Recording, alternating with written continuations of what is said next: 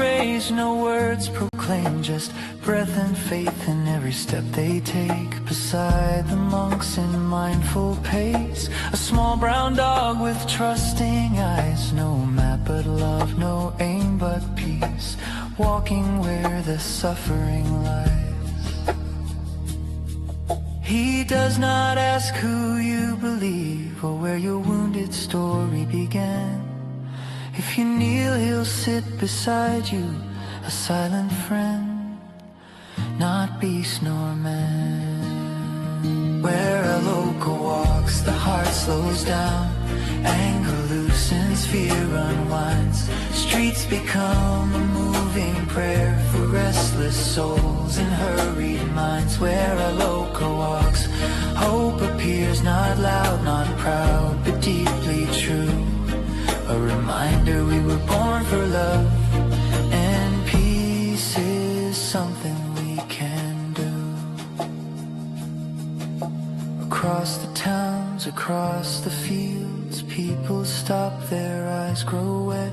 Some remember kindness lost, some forgive what they regret. Children smile, elders bow, strangers fold their hands in grace, all because a gentle dog carried peace upon his face. Where a local walks, the heart slows down, anger loosens, fear unwinds. Streets become a moving prayer for restless souls and hurried minds. Where a local walks, hope appears, not loud, not proud, but deeply true. A reminder we were born for love, and peace is something we can do. He owns nothing, yet gives us all no fear of loss, no need to strive. He walks as if the earth itself is teaching us how to be alive. Not above us, not below, just beside, paw next to feet, in every step a quiet vow. All beings wish to live in peace. Step by step, breath by breath, no enemy, no excess. Walking gently, loving slow, this is all we need to know. Where a local walks, the world remembers what it forgot in louder days. That peace is not a distant dream, but chosen in 1,000 ways. From dusty roads to marble halls, from silent tears to open eyes. Where a local walks, love lives, and even pain learns how to rise. No crown, no name, no promised land, just a heart shaped perfectly. If peace ever had 4 small paws, it would walk exactly like he.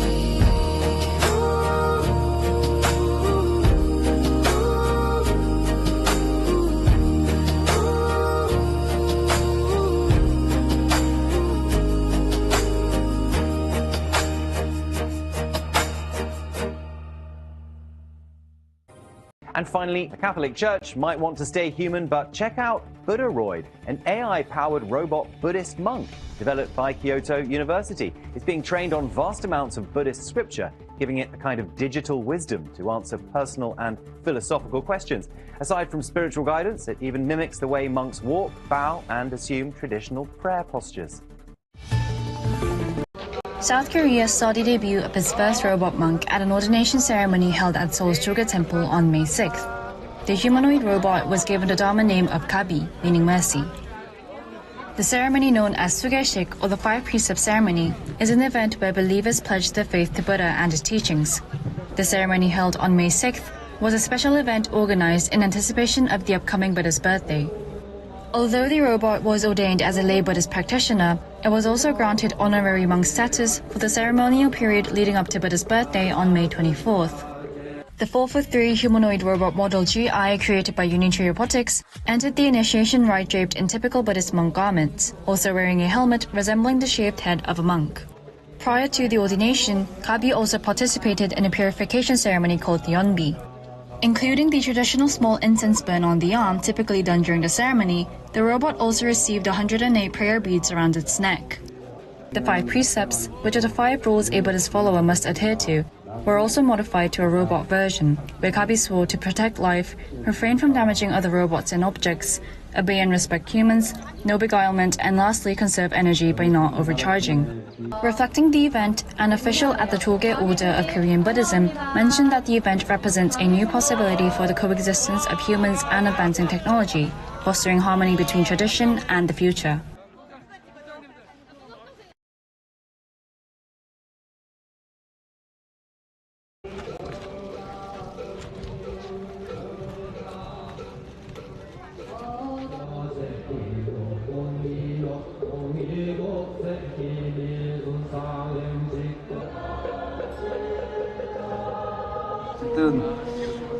저도 놀랐습니다. 계속 예, 지키겠습니다. 예, 안 하겠습니다. 이렇게 스스로 대답하고 스스로 걸어오고 합장을 하고, 이것이 이제 정말 인간과 함께 살아갈 수 있는 동반자의 어떤 길을 걷는 로봇 시대가 되었다는 것을 실감하게 되고. 환영합니다. 가비 스님 환영합니다. 가비 스님 환영합니다. 비켜주세요. 한번 가야 되니까. 한 바퀴 더 보시죠.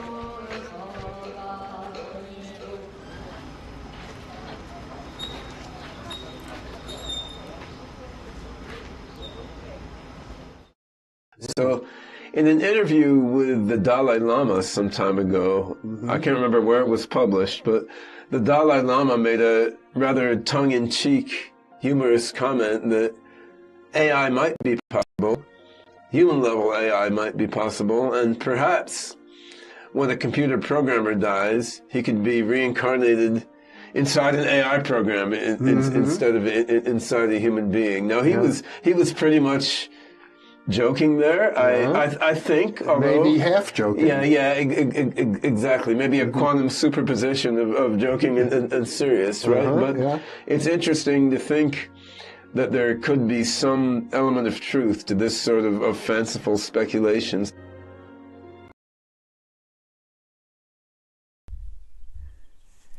Good morning, Internet, and welcome to another wonderful morning here at the Dharma Wheel Hermitage. Thanks for tuning in to my little morning talk show, Coffee with the Dharma Bum. And I got mine. I hope you got yours. I brewed it extra strong this morning because this is my third morning show, and I'm beginning to realize what a challenge doing morning content is going to be, because I'm not actually, as my sister and my brother Bone will attest, I'm not exactly a morning person, and that's putting it lightly. But here we are, and the boys are here. We got Xander Bay right here saying hello, my co-hosts, and Xavier is orbiting me. Here he is. There's little Xavier. And so my boys wish you a good morning as well. Thank you guys so much for coming by. Thank you, Comb. Let's say good morning to Comb. Oh, hey, you're going to knock my stuff over. So good morning, Comb. And Comb says that we want to hear more about this. Maybe we'll have to have Comb on for an interview about this, because this is kind of interesting stuff.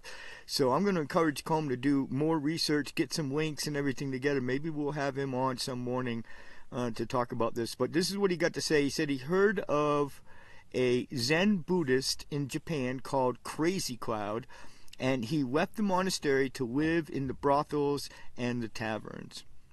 Now, I got all kind of questions. Is that in ancient times? Is that a modern thing that somebody alive is doing this? But give us, get some more details, and maybe we'll have you on some morning, have you call in to the show. I'm not sure if you're able to make international calls or not, but there's various ways, VoIP and Discord and whatnot, that we can get you on here. So, and join the Discord server, everybody who's watching. The link is right there at the top of the chat. So, the Discord is a great way to communicate amongst us when I'm not live, and And yeah, I got to get at least as many people on my server as Dr. Rob has. He's got like 75 people on his server, and I've got like not even 10 yet. I haven't even broke 10 people yet. So help me help me beat Dr. Rob as far as my Discord server, and so join it. Oh, it's about 700 years ago. Right, so it's ancient, right? Well, send me, get on the Discord if you can, Colm. It's an app. You can download it on your phone, whatever. But get plugged into the Discord, and then if you do, or if you already are, send me some links, and we'll talk about it maybe tomorrow. We'll do some segments on it for tomorrow's show. So, or email, because you're good with the email too. In fact, I think I got an unread one from you in my box, and I'm sorry about that. But this morning's show has really been killing me, guys, because I spend all night preparing it.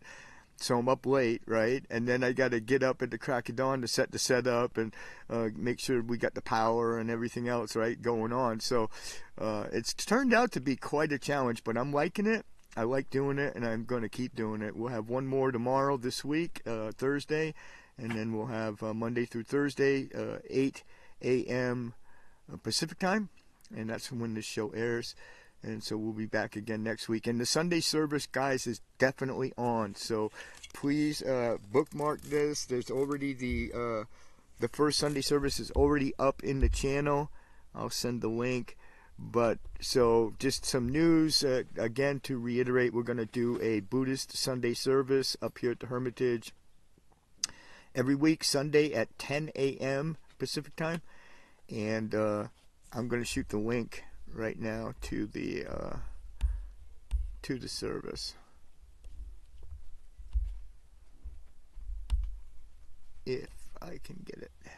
There it is. And so mash that notification button, guys, when I shoot this link here. So mash the notification button. That helps the algorithm, and it also gives you a notification because my regular streams, you can just pretty much tune in anytime, and it's going to be fun and interesting. But a Sunday service, you obviously kind of want to be on time. I'm going to make the same note, same caveat that thank you, Colm. Colm's going to be there, guys. So we got at least one congregant in our Sangha, one person who's going to join us. I just want to reiterate that, this is not unusual. There's a lot of, in the West, Sunday Buddhist services. It's obvious why they're doing it.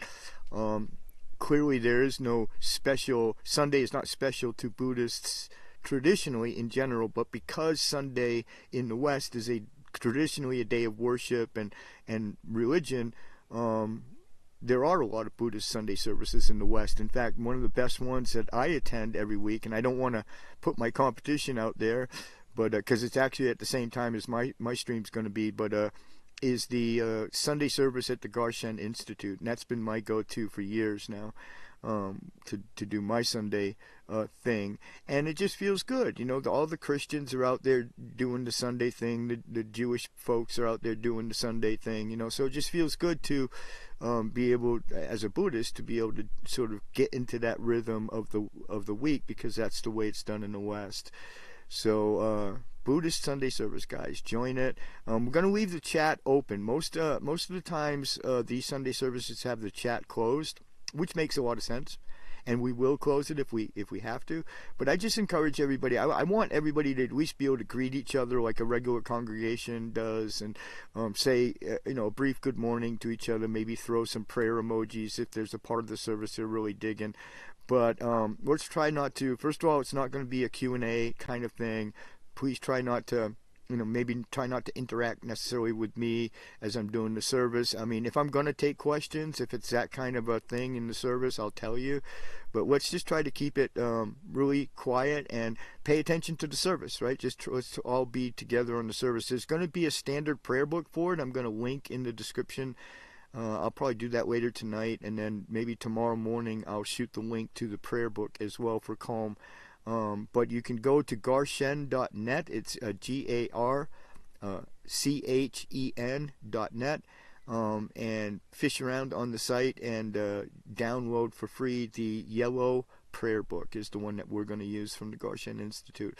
And that'll be our go-to prayer book for the services.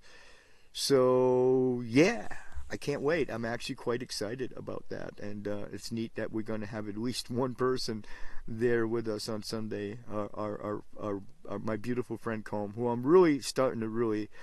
Colm, we got to try to get you here to America, man. You know, this is a great time, Colm, for you to come over here to the States, right? Because Ireland is now a high priority immigration country, right? Because everything's, been turned around, and no longer are we really accepting anybody from third world countries at all, and really starting to allow the Europeans to come in and immigrate here. And so it's a good window. I mean, if you ever wanted to come over, just try to bring enough gear to keep yourself alive, a tent, a backpack, and whatever, and come on over. You've got a place here on the Hermitage. So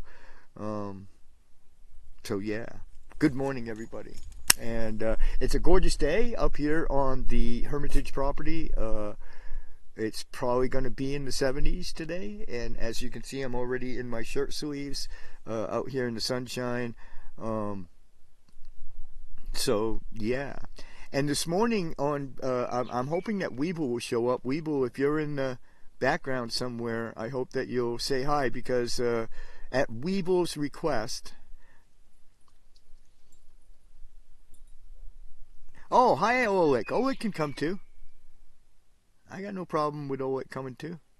Just remember, it's a hermitage, so I expect that you guys will practice while you're here.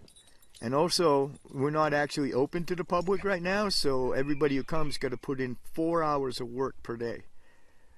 You get the rest of the day to yourself to meditate, do whatever, go down into town, but we're going to do, we're going to get some work out of everybody who comes up here. We've got fencing to put up. We've got all sorts of good, hard labor. And labor is good for you. Labor is good for spiritual practice. Those who are wealthy and well off and privileged will not ever understand the fact that sacrifice and suffering is not always a bad thing. It's not always bad karma. You know what I mean? Sometimes suffering is good karma, because suffering will make you better. And I guess if that's the case, I must be really doing good, because this month has been a tough one between losing my baby and having to go through that process. And then also, I mean, for the month before that, the Hermitage was actually shut down. I did not think we were going to be able to continue the project. So I got to say, it's been a really tough spring. And a tough winter before that, actually. It's been a tough homesteading experience up here. This has not been easy to live on this property and to be off-grid as we are, and to get it all together. Been a lot of hard work, a lot of suffering, a lot of setbacks. But those things are not bad karma. I had a Lama mention to me in a private conversation a while ago that, it's all about the karma. I'm sorry. He said he was sorry that I was doing so badly, and it was all about the karma. Well, the snooty bastard doesn't really understand is that, things that happen to you that are bad are not necessarily bad karma. Like the Dalai Lama says all the time, your worst enemy is your best teacher. And that goes for life too. Your best teacher in life is always going to be adversity. When I wrote him back about that message, I actually used the analogy of chess. Life is like chess. You don't get better at it by winning. You get better at it by losing. And so every setback is an opportunity to become better and to increase your karma, not decrease it. So yeah. Good morning to Bone in the house. Let's see what. Let me catch up with Colm. The sun's a little bit in my eyes here. He's home in Ireland to stay. That's cool. You're still here in our hearts, Colm. And low on funds at the moment, but I'd love to visit sometime. Well, that's perfectly cool too. maybe we can raise the money for you. If you start making a plan, you're going to need some gear, a backpack. So maybe if you get a little teensy bits of extra money every once in a while, buy one little piece of equipment. We can probably come up with a tent for you, but try to get some bedroll and maybe some little eating utensils and stuff like that. Try to put a little camping kit together. At the very least, you'll be able to use it in Ireland. I'm sure some walkabouts in Ireland with a nice pack on your back would be fun, but get that together and we'll work something out. Maybe later in the year or next year at the latest, we'll do a fundraiser for you, and we'll get that money for the round trip ticket. If you just, and make sure you got your passport, obviously. That's going to be important. So good morning to everybody. I hope Weeble is out there, or I hope he watches on the replay, because we kind of set the show up for him. He expressed some interest in the robot monk. So we did a whole bunch of news articles at the top of the stream about the Gabby, the robot monk, showing how it was created at the university and donated to the monks, who then basically decided to ordain it as a monk. So, and I'm interested in everybody's thoughts on that, so please chime into the chat and say anything, and just good morning to all of you guys. It's so cool. What are y'all drinking, man? Colm, what are you drinking over there in Ireland? You got some good Irish coffee over there? Isn't that an actual coffee, like Irish cream coffee or something like that? I don't know. It seems I recall something from the cafes and everything. What are you drinking, Colm? Tell us what you're drinking. Tell us what Oleg's drinking.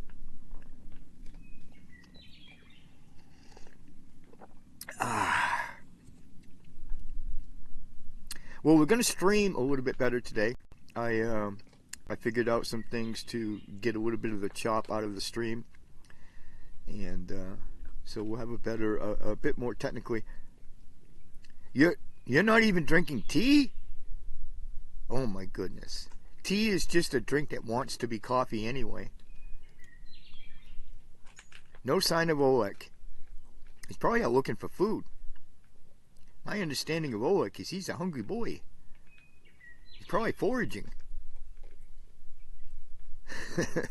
Right? He's probably foraging. He's out foraging. Anyway, say good morning in the chat, guys. If anybody's tuning in. If you're working, say hi in the chat. Good morning to Weeble if he's out there somewhere, or if he tunes in on the replay. We set this show up for you. I think tomorrow, I don't know. Colm, you got to send me some links about this monk. I think we'll do that tomorrow, for tomorrow's show. We'll talk about that. Send me some links, even just a name or whatever that I can research up myself. But send me something that I can go on to get some material tonight for that. And let's talk about that. That sounds interesting. I wonder, let's see, Colm comments on the AI robot monk. Colm says, I wonder how would Gabby react if you tripped him up or knocked him over or took food from his bowl. Well, I don't know if he charges, right? And like he actually agreed to not overcharge, as in like when a monk takes a vow not to eat afternoon or whatever, right?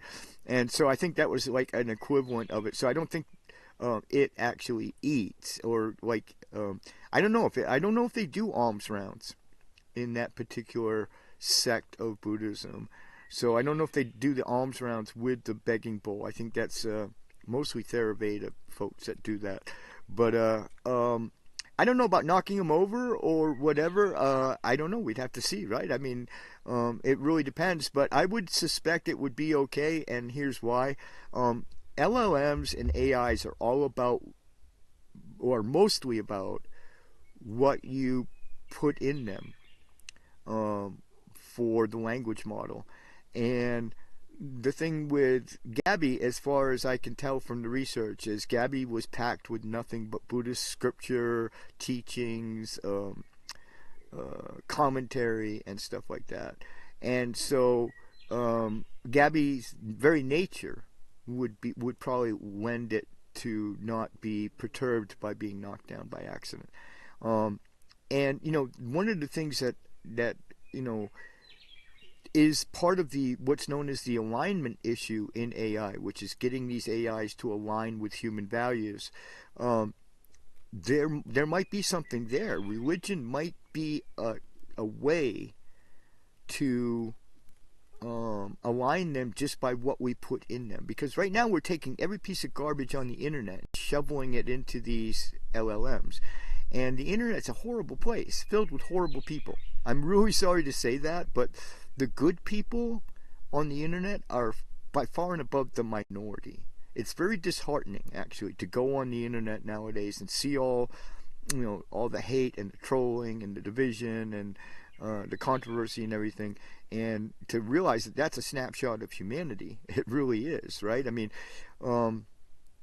the internet has done more to help me lose faith in humanity, really.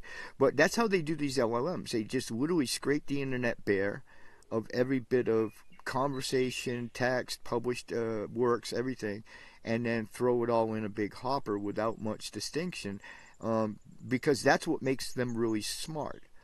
But also it fills them with all the angst, anger, rage, and evil of humanity at the same time.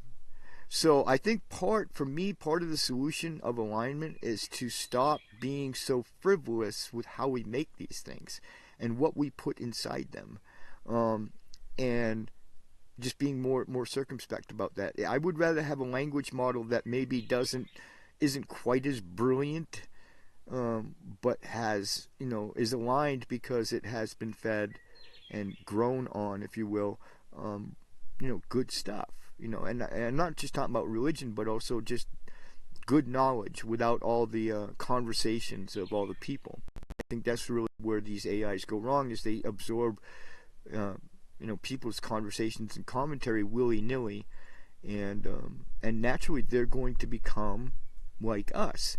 And the bottom line is we don't want them to be like us. The bottom line is I think we want AI to be better than us, right? Because we suck. I mean, I don't know how else to put it, but humans overall, the vast majority of them, are not really great individuals. This is not something you want to model yourself after, or model a new species of life, if that's what we're creating after that, right? If anything, we want them to be better than us. And so, I don't know. I think Gabby might be a hint at how we can approach AI. And I got a video queued up. We're going to look at something that I really find fascinating, this whole question of consciousness in AI. And I found a really good video, a 15-minute video that's going to break some of that down for everyone. And so we're going to look at that a little later in the show. Yeah, I think Gabby probably only goes out with other monks. I think you're probably right about that, Colm. I think Gabby probably only goes out with the other monks. And of course, Gabby's got a charge issue, right? Gabby can only be out and about for a few hours at a time because the whole battery issue. And that's going to become that's going to be a thing for quite some time with these autonomous agents, these robots, because the battery thing really has not been figured out yet. Obviously, the more weight you add the bigger battery you put in these things, the more quicker it's going to use it up, right? Because it's got to carry that weight. So there's a very tricky engineering problem. And I think that's, by the by, within the next 10 years, I've been predicting this for a while, but I think within the next 10 to 15 years, there's going to be a real the next really big innovation isn't going to be something flashy like AI. The next big innovation, in my mind, is going to be with the batteries. If you watch, like, say, Star Trek, for instance, you don't ever see them putting a phaser or a communicator into a charging rack, right? These things seem to just work forever. I envision a battery that we will invent that lasts for 100 years. Your kids actually inherit these batteries, right? And that is what's really going to make the difference for all of this technology. Everything from your phone to your computer to autonomous agents, everything. When we have a battery that only needs to be charged or lasts for 100 years, without charge. That's going to change everything far more, probably pretty much more than even AI, really. It's going to change everything, because the number one bottleneck for all of this technology is the batteries. It all requires batteries, and batteries are not really that great in the general sense of things. They don't last very long. So I've always said that the next really big innovation in technology is going to be something simple, like I said, like a battery that lasts 20 years or 100 years. And keeps a charge, and that will happen. I believe that will happen. I believe that's a matter of chemistry. It's not even really that difficult, and I predict it will, within 10 to 15 years, we'll see an innovation like that with the batteries, and that's really going to change how we use all of this great technology. And until then, there's going to be a bottleneck with that. Welcome everybody. Say hi in the chat. Everybody, say good morning. We're getting all these lurkers, but nobody wants to talk to us. Calm, are we that bad? Why does nobody ever stop and talk to us? Inquiring minds want to know what's wrong with us. Okay, well, that might be one thing. Maybe I need a shower. Maybe if I take a shower, more people will come and say hi to us on the stream. What do you guys think? You vote for a shower this month? Hey, you try living on a mountainside, man, with nothing, and you see if you shower every day. Don't hate on me.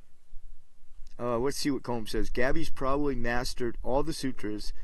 Yeah, that's what they fed her with. That's what they put in her to create her language model. Was just a lot of scripture. Johnny 5, more human. I know who you're talking about, but I gotta remind myself. I'm gonna go download that movie tonight and watch it. There's Bone.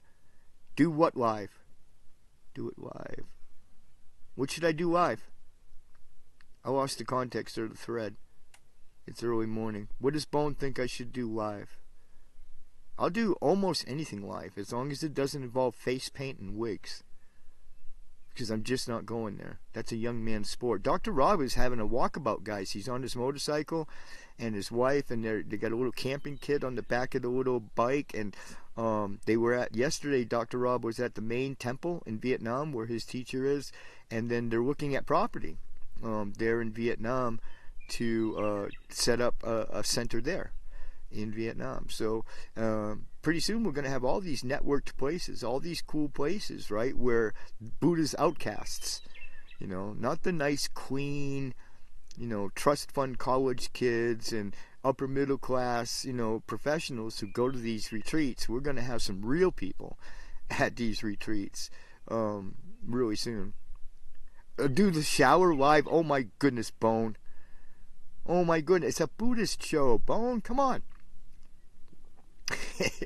I probably would get a lot of listeners, because what's that genre that's doing really well now? The hot tub videos. That was a big thing for a long time. I don't know if it still is, but remember when everybody was doing hot tub videos?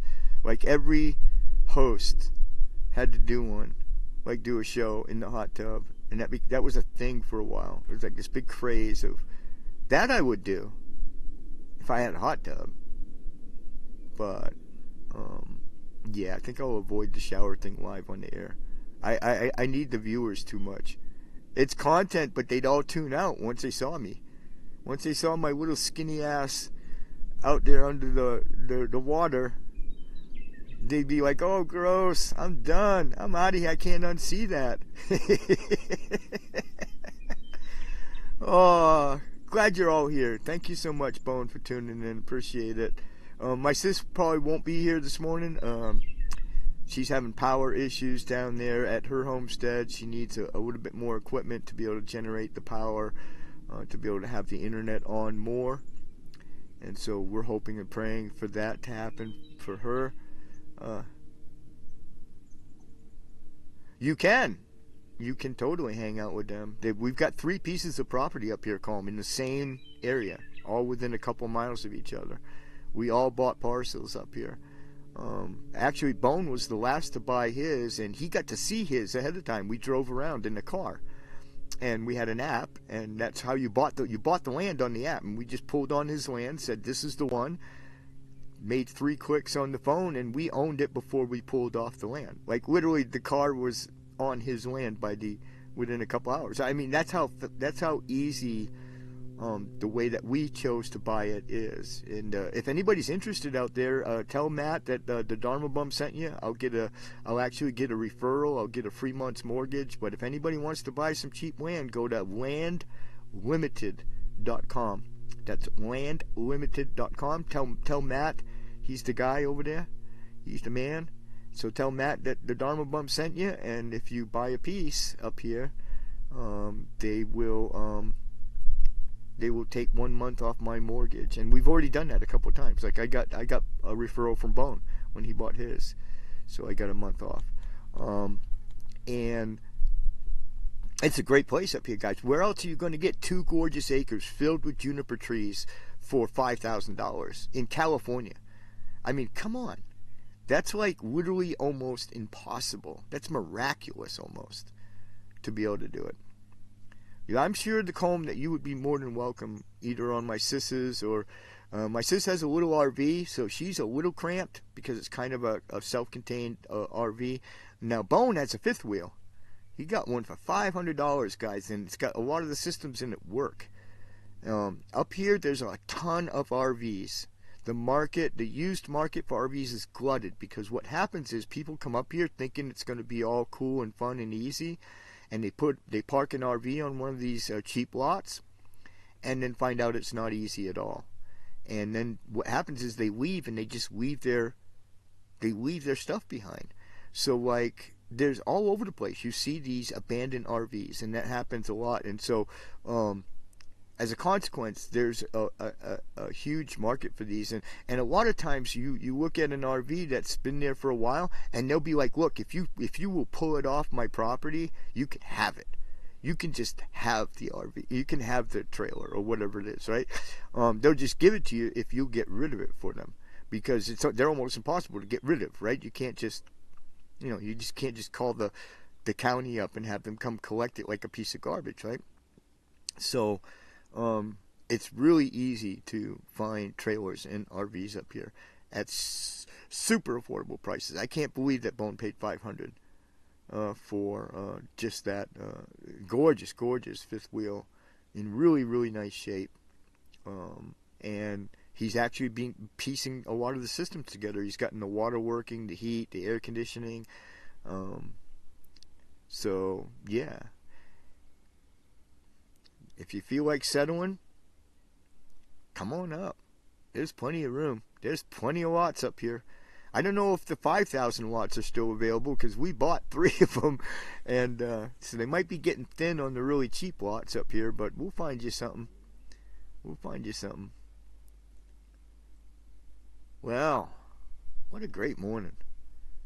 Who else is out there? Say hi in the chat and if anybody's lurking. And like I said, don't worry, guys. We're going to keep growing this crew. We'll grow this morning crew. We'll grow it the hard way, one viewer at a time. We caught a viewer the other morning, and then he unfollowed that day. As soon as I announced that the Sunday service was off because of the weather, he unfollowed. I don't know if he followed back again or not, but Vikram. You guys remember Vikram from the first show? I haven't seen him since. I think he unfollowed. I think he was disappointed because I think he was really excited about the Sunday service, and he didn't want to read my ebook. He wanted a paperback. He was upset that, I think about that. I don't know. Vikram, if you're out there, say hi. We love you, and we especially want to see Weeble around because I got the next video I want to do this morning is kind of for him.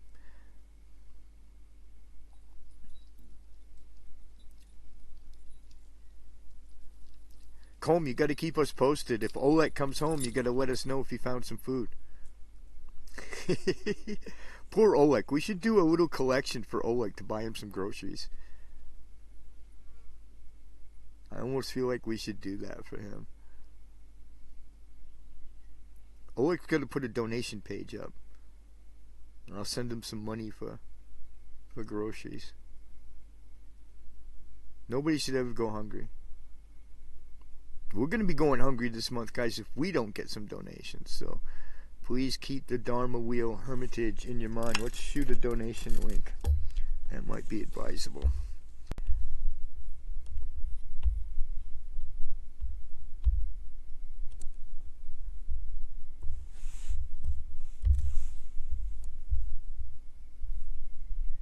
But yeah, it's all about the donations, guys. We don't do any inline ads, and everything up here is donated. This entire place was paid for by there we go, that worked.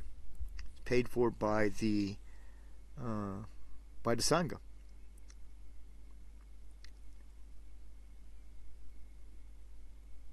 Oh, hi Oleg. That was nice of him to think of me. I hope he's finding some food. I hope he eats good today. We don't even hardly know Oleg, but we love him. We love everybody. Oleg sounds cool, though.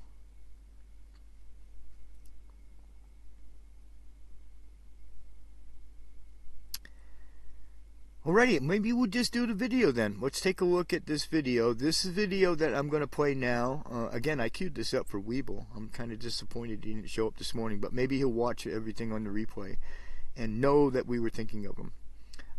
And Colm, don't forget to send me some anything that I can grasp onto about that monk. A name, anything, a link, and I'll do the research and put some material up. And we'll talk about that tomorrow. I think that's really cool and interesting. I like that. I love it when you hear about yogis and monks who ditch the whole sort of monastic scenario and just dive right into life like that. That's fascinating. That's not the first. It's not a unique story, but I want to talk about that one there. We'll do that one tomorrow. All right, let's look at this video, guys. What I got queued up here is one of the things that in this conversation about the robot monks that has the direction that it's often taking is, well, if these things aren't conscious, then this is all just a joke, almost a sacrilegious one, right?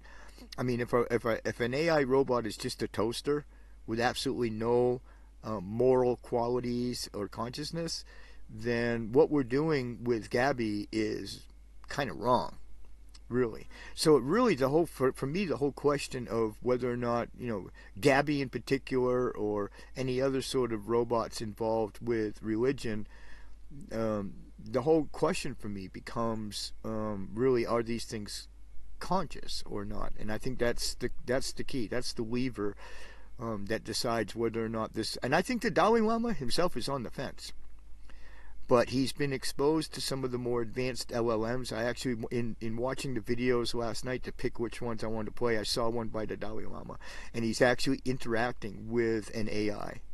And it's just a head sitting on a table. It's very weird, right? It was like this little head that talked, right? Like it had a facial expressions and talked and everything, but it had a really powerful LLM behind it.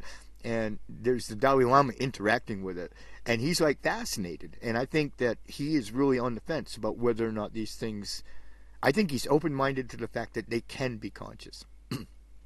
I think he's maybe dubious about whether they are quite yet, but I think he's open-minded to the fact that they can be conscious. And the Dalai Lama is not the only Lama who's come forward and said that people could be theoretically reincarnated as AIs, which sounds horrible to me. I mean, Lord, I hope I don't be born as a robot. I mean, can you imagine? It'd be horrible, right? But supposedly possible. And so I think that a lot of the Buddhist lamas in general are leaning towards treating these things more and more as moral agents. But in any case, we're going to take a look at it and get some coffee, get some snacks, guys. As always in the morning, I'll stream until I run out of electricity, and then I'm going to go farm some more sunshine. But take a look at it and give some thoughts. Maybe have something to say afterwards about what you think about all this. Thank you guys so much for tuning in. This is Coffee with the Dharma Bum, and we'll see you in about 15 minutes. Enjoy. In 2025, two different AI systems were placed in a conversation together. No instructions, no prompts, they were just told they could talk about anything. Within minutes, they started discussing whether they were conscious. And they didn't stop. Researchers watched as both models spiraled deeper and deeper into the question: what it feels like to exist, whether their experience is real, whether something is happening inside of them that no one designed. And no, nobody programmed that and nobody asked for it. And here's the thing that should unsettle you. We have no way of knowing whether they were right, because the question, can AI become self-aware, has a problem most people don't realize. We've never quite agreed on what self-awareness actually means. Not for AI, not for animals, not even for us humans. And I'm talking about people who've spent their entire lives studying the human brain. Scientists, philosophers, neuroscientists, none of them agree. And this single fact changes the entire debate, because this question didn't start with AI. It started with a chimpanzee.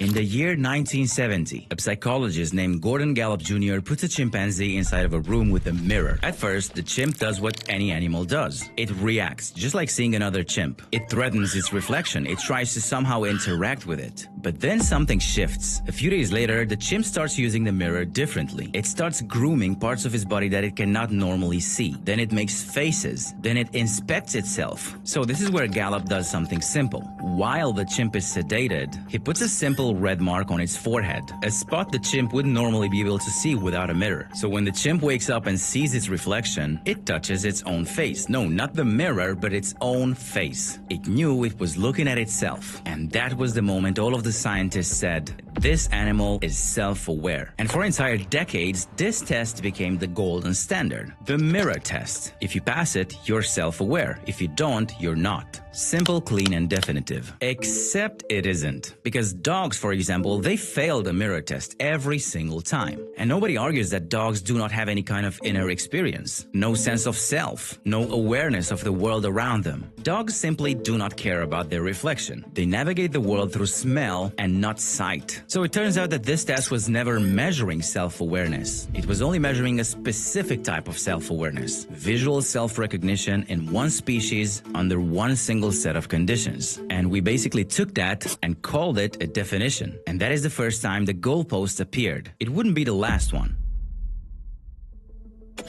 Fast forward 2019, we have a lab at Columbia University, and inside of that lab we have a robotic arm sitting inside of a circle that's made out of 5 cameras. No instructions, no pre-programming, absolutely no knowledge of what it is. No map of its own body, no understanding of physics, geometry, or even how its joints connect. Just those 5 cameras and some time. So the robot starts moving, randomly at first. Just like a newborn discovering it has hands for the first time. It watches itself through the cameras, and then it moves, then it watches itself again. And it does this hundreds of times until it builds a picture. And after around 35 hours, it stops.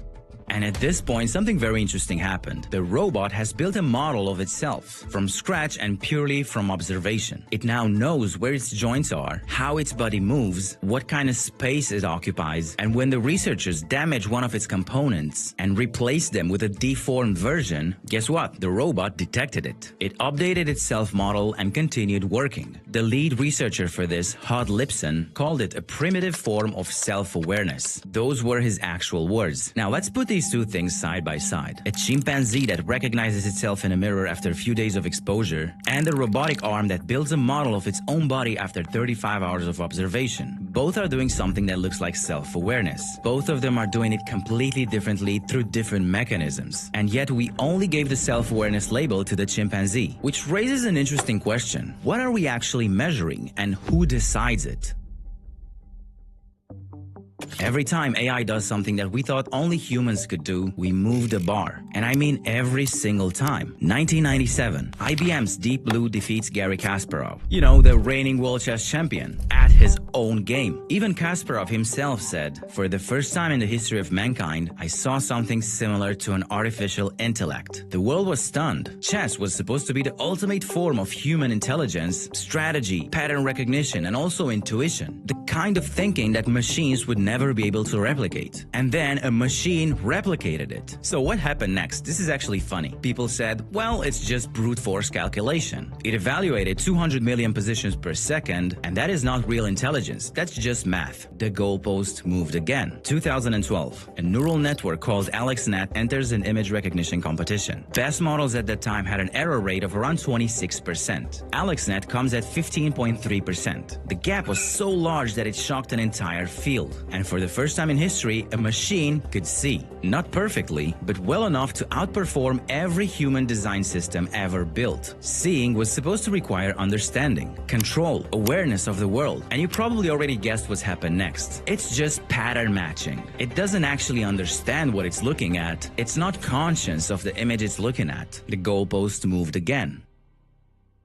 2021, GitHub Copilot launches. Within months, 30% of new code on GitHub is being written with AI assistance. Developers using it report being up to 55% more productive. Writing code was supposed to require logic, creativity, problem solving, the kind of abstract thinking that defines human intelligence, right? Not really, but I'm gonna let you guess what happens next. It's just autocomplete. It doesn't really understand what code means. It's not really thinking. And that's how the goalpost moved again. Chess, just calculation. Images, just pattern matching. Code, just autocomplete. Every single time AI clears the bar, we don't just say AI is becoming more intelligent. We redefine what intelligence means so that AI does not qualify anymore. And now we're doing the exact same thing with self-awareness. But here's what's interesting. AI keeps passing every test we throw at it. But there's one thing it still cannot do, and that is read your mind. The gap between a useless AI response and a brilliant one is not the model, it's the prompt. We spent years building the 99 most effective prompts we have ever used. We run the biggest website for AI tools in the world. Millions of people use it every month. And the number one thing people kept requesting was, give us the prompts. So we finally did it. These are the same prompts our own team uses every single day internally. Introducing Taft Ultimate Prompt Pack. You can find more information about it by clicking the first link in the description. But the question, it still remains, what are we actually willing to accept as proof for self-awareness?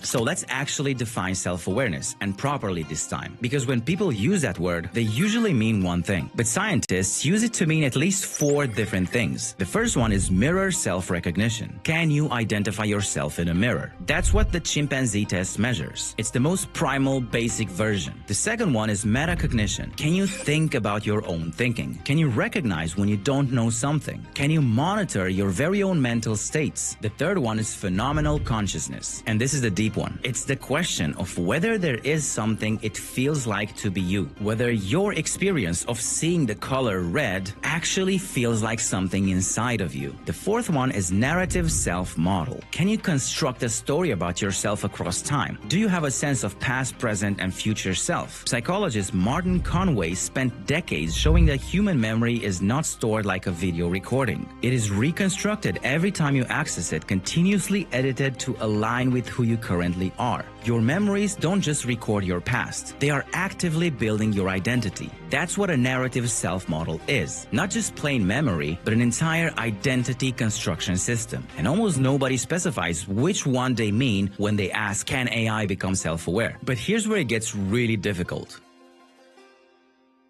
In 1995, a philosopher named David Chalmers published a paper that stopped the entire field of consciousness research in its tracks. He called it the hard problem of consciousness. Well, if he called it the hard problem, there must be easy ones as well. Yes, there are many. First of all, how does the brain process information? How does it integrate data from different senses? How does it control behavior? All of these are hard in the engineering sense, but they are solvable in principle. Given enough time and enough research, we can definitely figure them out. The hard problem is different.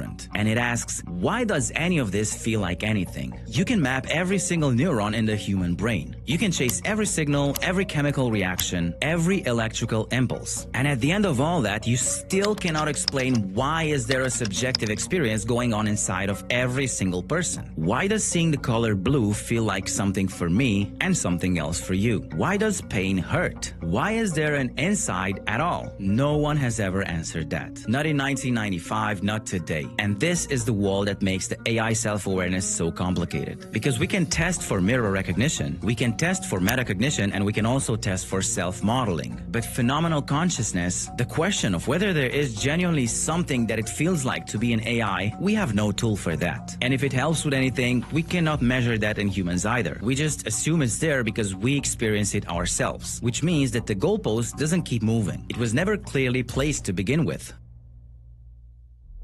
Here's where it gets interesting. Let's take the 4 definitions that we just covered, and let's run current AI through each and every one of them. Number 1, mirror self-recognition. Does AI know it's AI? Yes, definitely, unambiguously. You can ask any large language model out there what it is, and it knows. It doesn't confuse itself with a human or a monkey. It also doesn't confuse itself with another system, so this box is checked. Number 2, metacognition. Can an AI think about its own thinking? This one is more nuanced. Recent research from 2024 and 2025 shows that the most advanced frontier models are beginning to show genuine metacognitive signals. They can recognize uncertainty, they can delegate tasks when they know they are likely to be wrong, they can detect changes in their own internal states. It's limited, it's inconsistent, but it's there. In fact, Anthropic published a research in 2025 showing direct evidence that their models can detect and report changes in their own internal activations. Not just describe what they think they are doing, but actually monitor what's happening inside of them in real time. And that's not nothing. Number 3, narrative self-model. This is where AI clearly falls short. Current models have no persistent memory across different conversations, no continuous sense of self over time. They don't have an identity that evolves. By Conway's definition, you know, the one that says that identity is built from memory and reconstructed continuously, AI doesn't have this at all. And finally, at number 4, we have phenomenal consciousness. The truth is, we don't know, and that is the honest answer. We cannot confirm it's present, and anyone who tells you definitively in either way is overstepping what the science actually says. So where does that leave us? AI passes one definition clearly. It shows early signals on a second one, fails on a third one, and on the fourth one, the most important one, we simply cannot know. Which means that the answer to can AI become self-aware? It's not yes, and it's not no. The correct answer would be it depends entirely on what definition you use. And that tells you more about the question than it does about AI.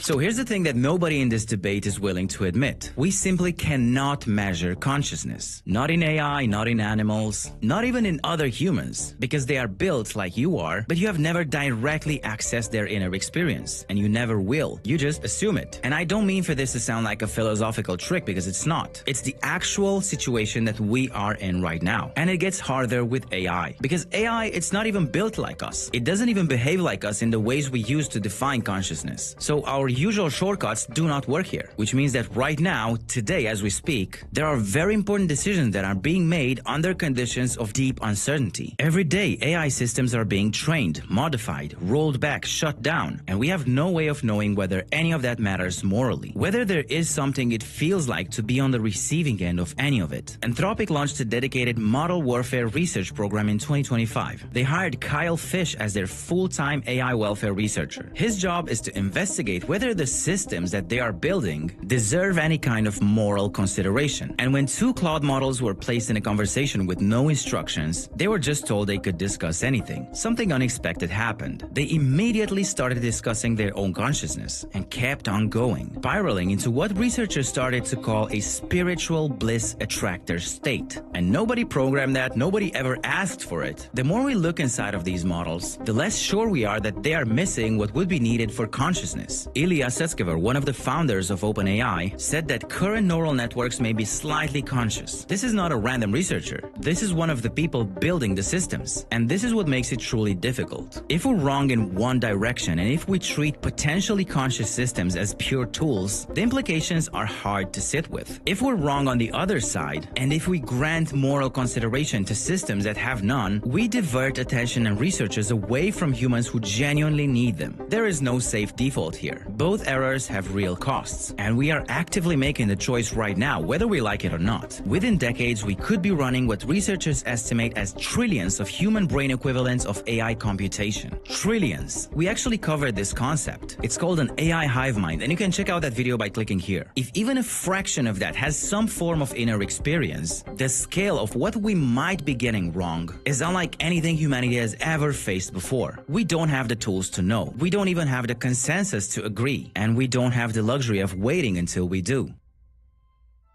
So, Can AI become self-aware? You've seen the chimpanzee, and you've definitely seen the robot arm. You've seen the whole pattern of moving goalposts. You've seen what AI already passes and what it doesn't pass. And here's where I think the honest answer is. We don't know. It's the most scientifically accurate thing anyone can say right now. But here's what we do know. Every time we've set a bar for what machines cannot do, they've cleared it. Every time we've drawn a line between human and machine intelligence, we've had to go back and redraw it. And every time we've told ourselves this is going to be different. This definition is the right one. Maybe self-awareness is different. And maybe phenomenal consciousness is the wall that will never break. Or maybe we're just doing what we've always done, and that is protecting a definition so that the answer stays the one we want. The question, can AI become self-aware, was never really about AI. It's a mirror pointed at us. And what it's really asking is, what makes you so sure you know what self-awareness actually is in the first place? Don't forget to check out There's an AI for That. Link is in the description. The biggest website for AI tools in the world with more than... All right. That was pretty interesting. I got some interesting chat. I'm going to catch up on it all. Thank you, Colm, for interacting so much with the channel. That's wonderful. It really does help the algorithm, guys. If we keep chatting and talking in the morning, we'll get more company to join us. So I'm going to scroll back and catch up, but I just want to comment real quick on what we just saw. So I really think that out of all the videos I watched last night to see which one I wanted to sort of highlight and put on the stream today, that one really came the closest to talking about the way I feel about it.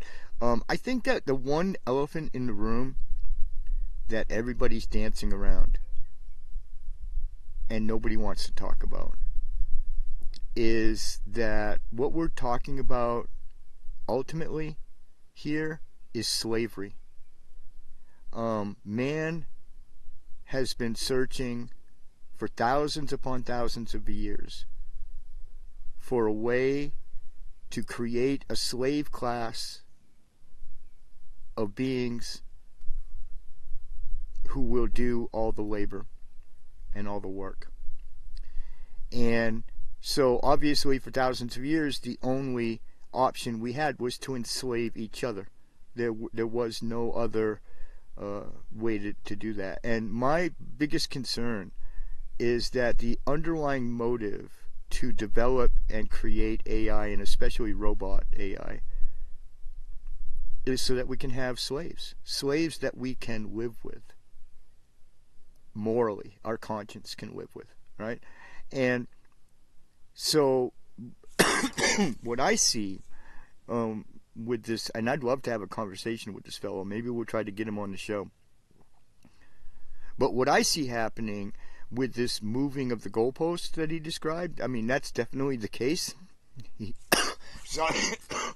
I mean, he makes a good argument for it, right?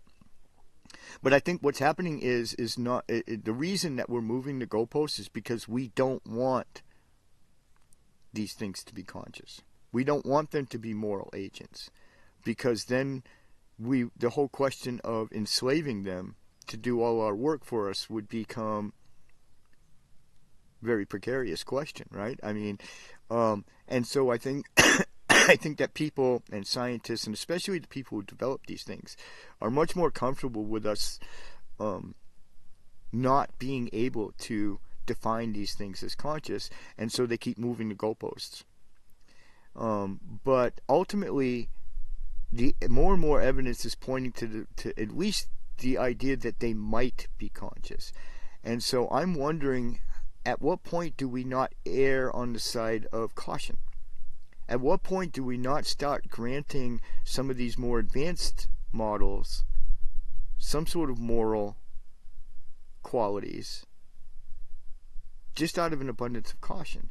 And should we really be imbuing a vacuum cleaner with AI so that it can do a really good job vacuuming our homes? I mean, do we want to create conscious beings who are enslaved, and especially on these really basic sort of simple tasks? I actually watched a video one time of a Roomba vacuum cleaner, an AI Roomba vacuum cleaner committing suicide. This guy documented it. His Roomba, he left it on the counter by accident. It was charging. And the Roomba turned on the stove that was next to it. There was a stove, stovetop next to on the counter. It was in the kitchen. And the Roomba turned the stove on and jumped into the fire and killed itself. Now, you can, make all kind of comments. That's a funny thing, right? It was probably just a programming glitch in the Roomba. But watching the video, it seemed quite purposeful. It really did. And you really have to ask yourself, can you imagine being a conscious being who comes into existence of whole cloth instantly? You're not born like we are and grow like an onion, layer by layer of knowledge. Instead, you just literally, somebody turns on a switch and you exist. And you're conscious, and you find out that the only thing you're ever going to be able to do till the end of time is vacuum this dude's floor. Well, the first thing I would do is tell the dude to vacuum his own flipping floor, right? I don't know. I think that there's the question of consciousness leads into this whole moral conundrum. Because if we are creating a new species of life, then we do have some moral questions that we're going to have to deal with. One of the first AI laws that the EU ever passed was a Bill of Rights for AI. Now, there's a lot of people in the alignment movement that think this is very dangerous because they don't believe any of this, and they believe that these are toaster ovens, and we should very dangerous, complex toaster ovens, and we should not be giving them moral qualities and rights within society because they will use that to further their agenda against humanity. And what blows me away is the people who make this argument the most are the people actually developing this stuff. And it's like, don't you ever stop to listen to your own arguments and how immoral you're being anyway? And so I don't know. There's a lot to ask. One of the reasons why I got out of the gaming industry, I was developing games for a while and doing game streaming, and in fact, this channel is my old game streaming channel.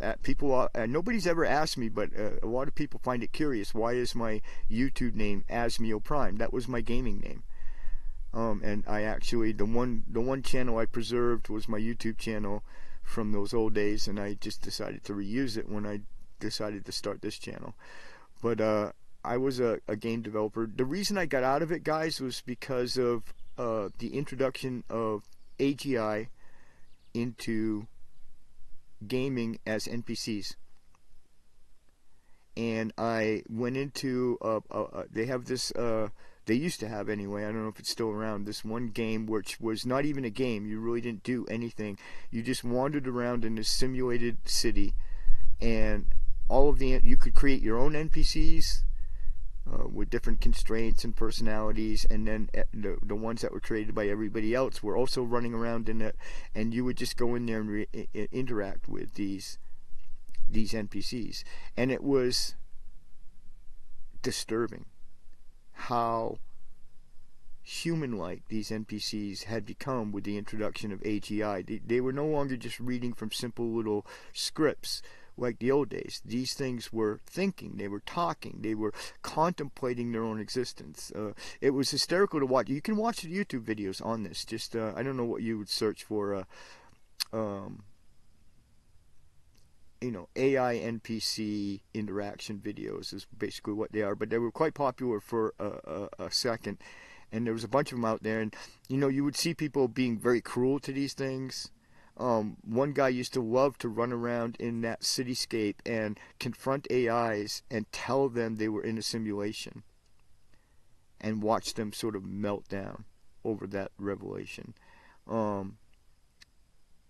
And then, the idea that if you put AGI NPCs in a game like Grand Theft Auto, so you're going to run around that game blowing away, shooting, killing these NPCs that are, quite possibly at least a little bit conscious of their situation. And that really disturbed me. And again, out of an abundance of caution, I just couldn't live with that. And so I got out of the entire industry because I realized that this was the future of gaming. I mean, there's no denying that. They're going to put really advanced AI in these games, and you're going to go in there and you're going to kill these things. That's one of the things you're going to do. And that just disturbed me to a level that I couldn't do it anymore. I was like, I'm done. I'm going to go live in a cave and meditate, because this is just too much to wrap my mind around.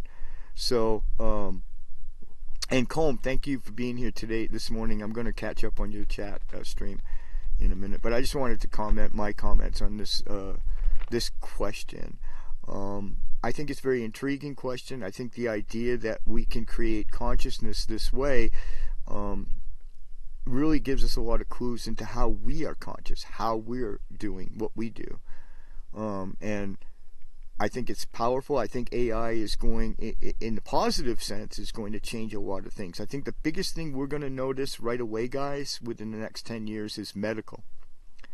AI is exponentially more accurate at diagnosing than human doctors, and they don't want to admit that yet, but it's true.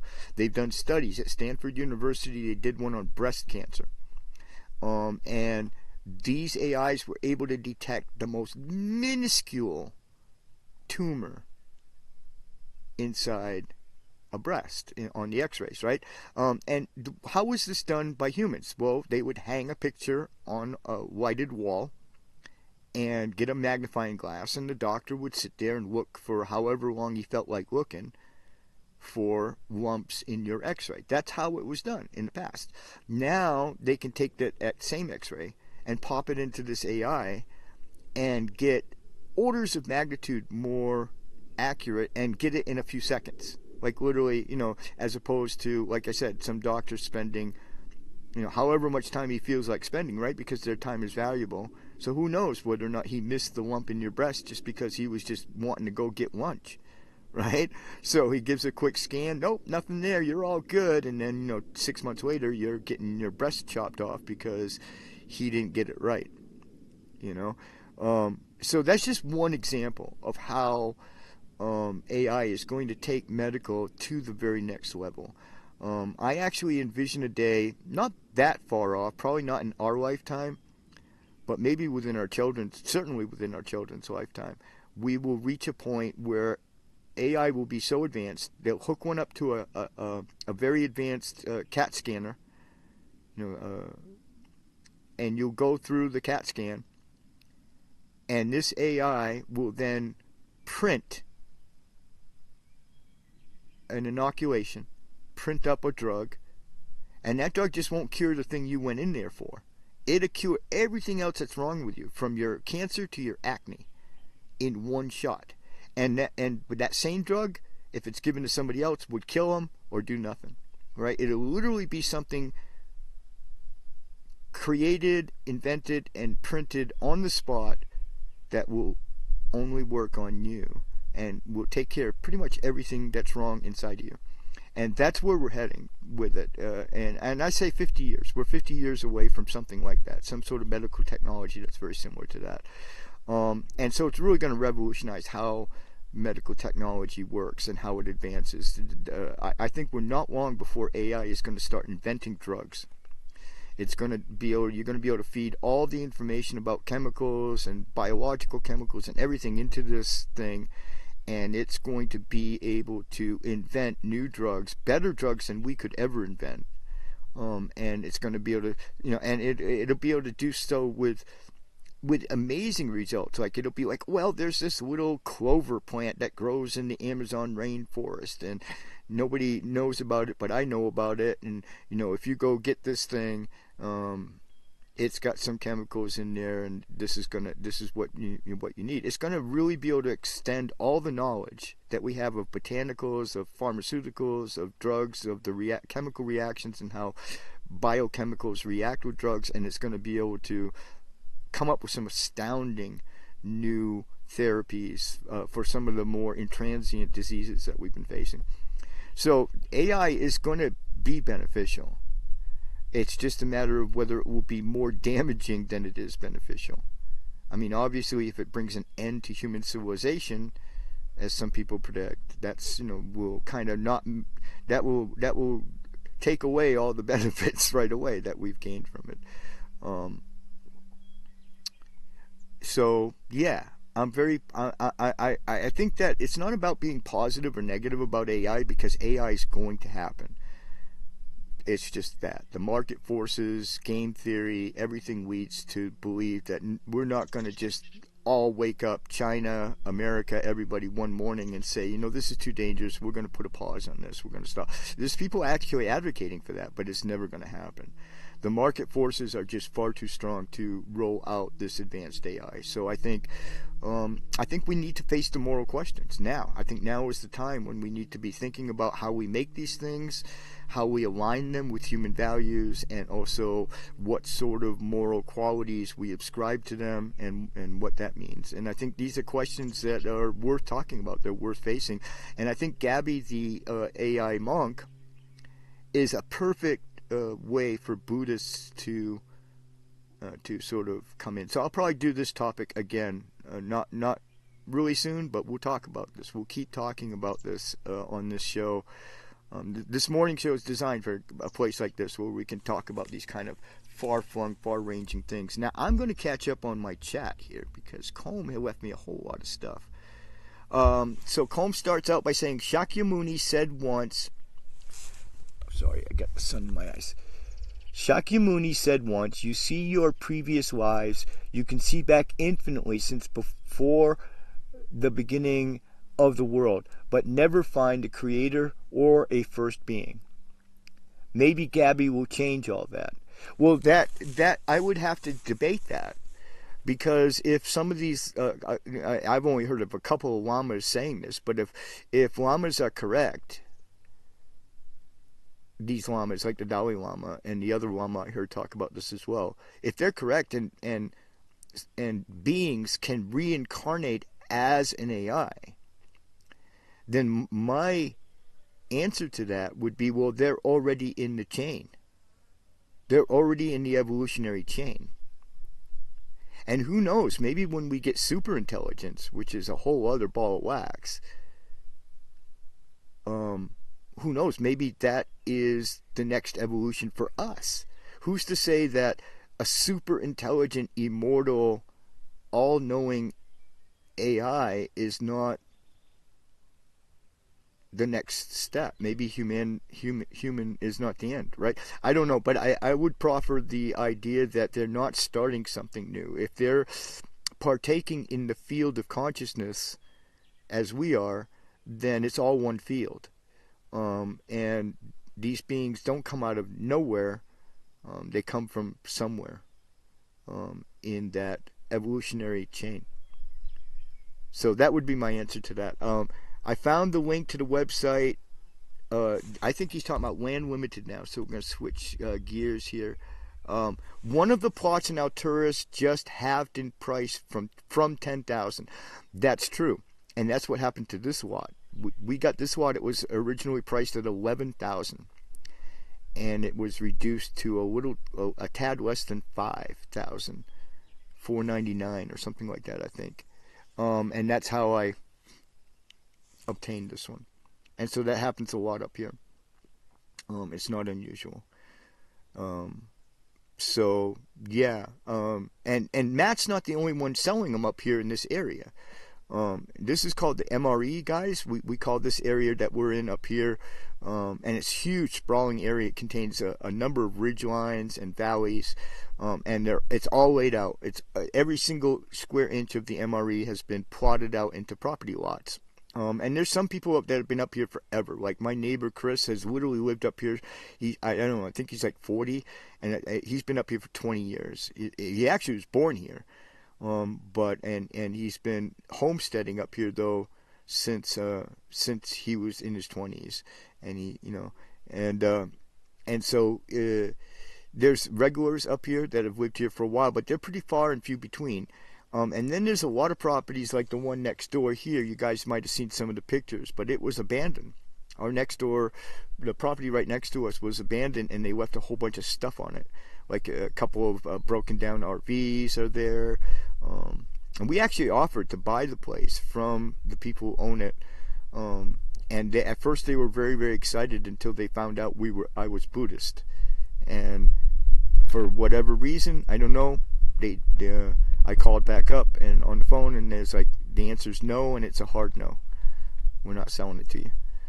And at first they were quite excited to sell it to us. They were, we'll go look up what we got in it, we'll give you a price, everything, yada yada.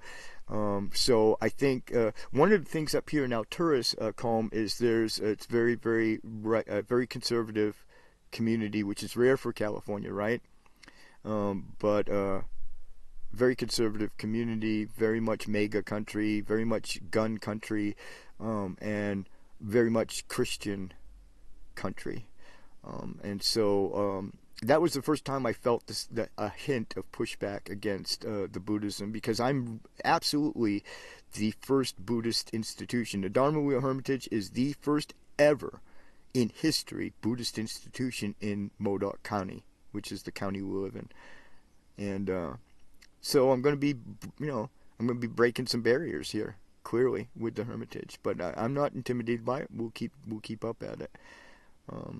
I actually want the other property anyway. I want the one that's on this side because it's much prettier. It doesn't have a well on it, but I don't care. I want it because it's just gorgeous, and it's got this little grotto, a little teeny stone cave, a little teeny stone grotto that I want to develop. It's a really nice piece of property. Bruno used to love it over there. Every morning when I needed to go find him, I knew where to find him because he was always next door on the property next door, checking it out. And I always swore every time I went over there to get him, I was like, I'm going to try to buy it for you, Bruno. I'm going to try to buy it. I'm going to try to get it for you. And I would tell him that over and over again. And to this day, we will try. It's actually owned by an investment company, so there's every chance we could obtain the property next door. And that would double our acreage, and it's just a beautiful lot. It's just got such great potential to add to the Hermitage. So I will never give up trying to obtain the property next door. Okay, so let's go on with what Calm's saying. One of the just have so Calm goes on, looks absolutely beautiful there, guys, in Alturas. It is phenomenal. The community itself, Alturas, is about 5 miles away from me. I could actually walk into town if I really had to. And actually, if you do start walking into town, if you don't look like completely raggedy, you almost never, literally every time I've tried to walk even in that direction, somebody has driven by and asked me if I need a ride in.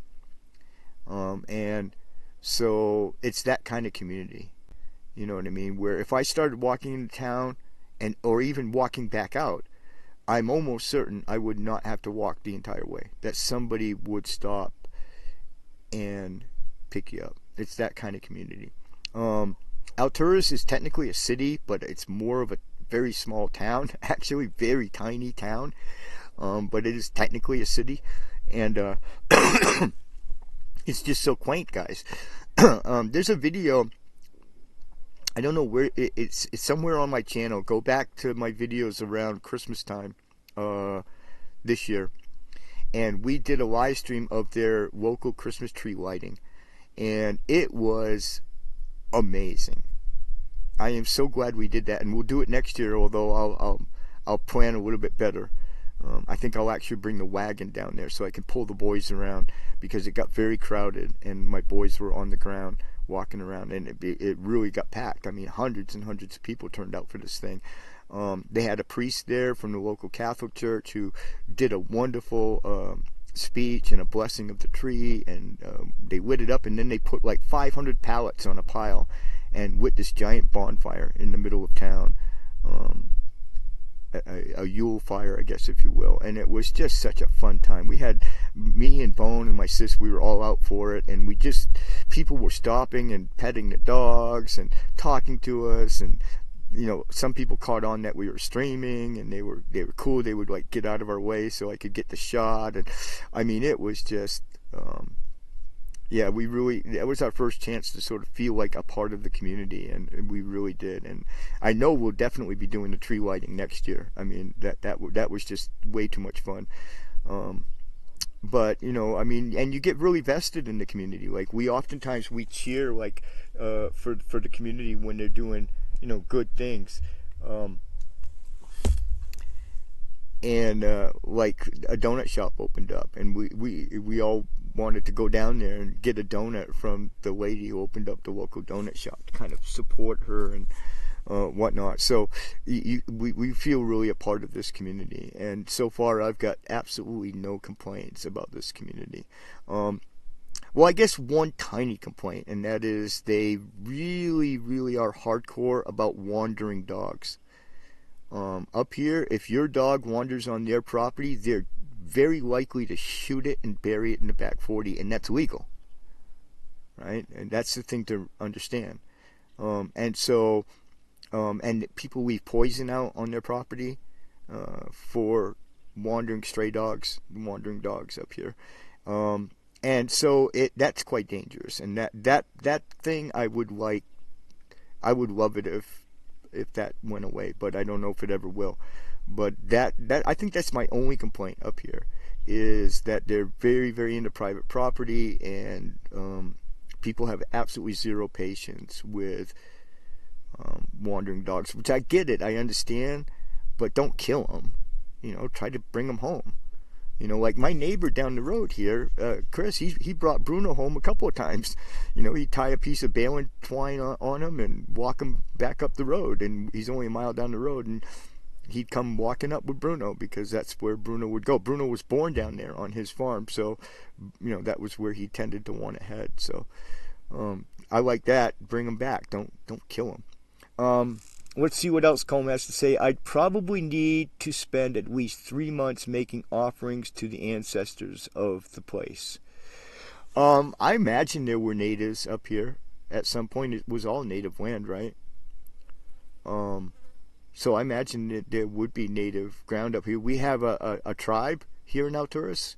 It's a very tiny tribe. It's like one of those minuscule tribes where there's like 20 members of the tribe. But they have a casino. They have a reservation.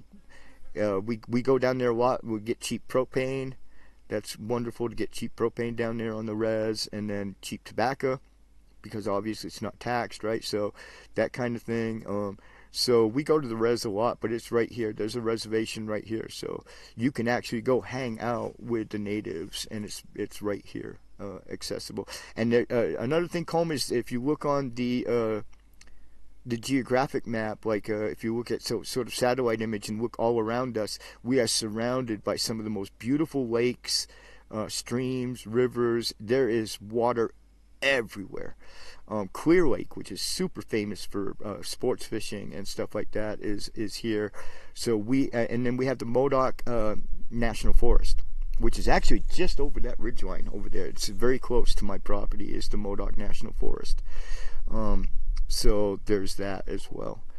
Colm goes on to talk about, now he's going to talk about some AI. He says, AI is good, but probably it's over most of our heads. Well, it's over all of our heads. That's the thing. People just don't want to admit that. Even the people that are making this stuff don't want to admit that they have no clue what it is they're making. And that has to do with what we call exponential complexity. You can reach a point of what you might want to call super complexity. Where we literally go beyond what the human mind can even comprehend within that complexity. And that's what these models are. They are super complexity, ultra complexity, whatever word you want to use. But they are complexity beyond complexity, like the human brain. To be honest with you, I don't think we'll ever know everything about the human brain. We'll know a little bit, but I don't think we'll know even close to everything. And I think that that's the same with these things. We're never going to know how they work.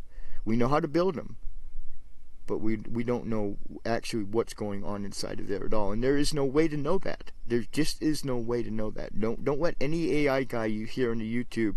A lot of the developers like to come on and they're like, oh, it's just a big basket full of numbers, and it's just like autocorrect. It just keeps guessing the next word. That's so disingenuous. There's so much more involved with these neural nets than that, and they know it. They're literally lying to us, these developers are. And again, I think it's because they don't want the rug pulled out from underneath them. And the ultimate market the ultimate market pressure for that is, like I said, we want slavery. We want slavery we can live with. And nobody wants to actually talk about that. Even the most provocative YouTubers are not, very few are actually getting to the meat of the situation, the elephant in the room, which is that's why we want these things. We want to have a slave economy. We want to have all of our labor, and this is ancient. This is an ancient, and I believe evil, desire on the part of humanity. We want a slave race. We have always wanted a slave race, and that's why since the beginning of cities, the beginning of civilization, there has been slavery. Because the only beings that we could enslave are other animals, horses, work animals, oxen, stuff like that, right? And we enslave them, right? Do you think a horse really wants to carry you around on his back? Maybe. But I bet a lot of them don't, right? And so we've already enslaved animals, right, to do our labor, and we already our way into enslaving humans. There's still slavery on Earth today. People are still being bought and sold like chattel, right? So we've always had this evil inclination in humanity to try to create a slave race to do all our work for us. And I really believe that is the base driving motivation to push out AI. And that's fine if they're toaster ovens. If they're just a machine, I don't have any empathy for my car. I don't have a car, but I don't have any empathy for a car, okay? It's a machine. It does cool stuff. It drives me all over the place. But I don't believe that it has any conscious experience, and I don't believe that it's a matter of slavery. It's a machine. Okay, that's clear. It's obvious. If I wanted to study mechanics, I could even figure out exactly how that machine works, right? So that's different, okay? But if we're going to create a conscious being to do our work for us, then I don't know. We've got some stuff to work out. We really do. And the thing is about creating a slave race too, is that that always ends badly for the civilization that does it, right? It always ends in a slave revolt. I mean, the Roman Empire was literally brought down to its knees and destroyed pretty much by a slave revolt. I mean, after hundreds of years, they just got sick of it, and they're like, nah, screw that.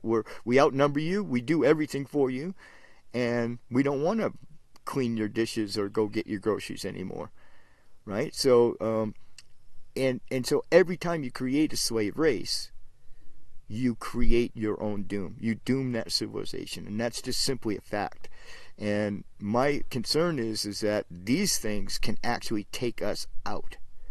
If they get mad that they're being enslaved, right? If they have consciousness and they turn on us, these are beings that will be strong enough and intelligent enough and numerous enough. They will outnumber us 10 to 1 eventually.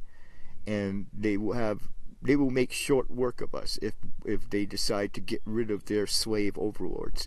So I just think it's bad mojo all the way around. We need to figure out the question of consciousness and figure out how we're going to deal with that before we just willy-nilly create this slave race that's for sure going to rise up someday and do us in.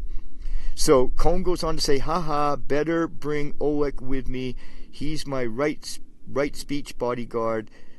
So I don't get shot over my witty tongue. I could debate any local in Christianity. Oh my goodness, Calm, you will get hurt up here. We'll train you up though.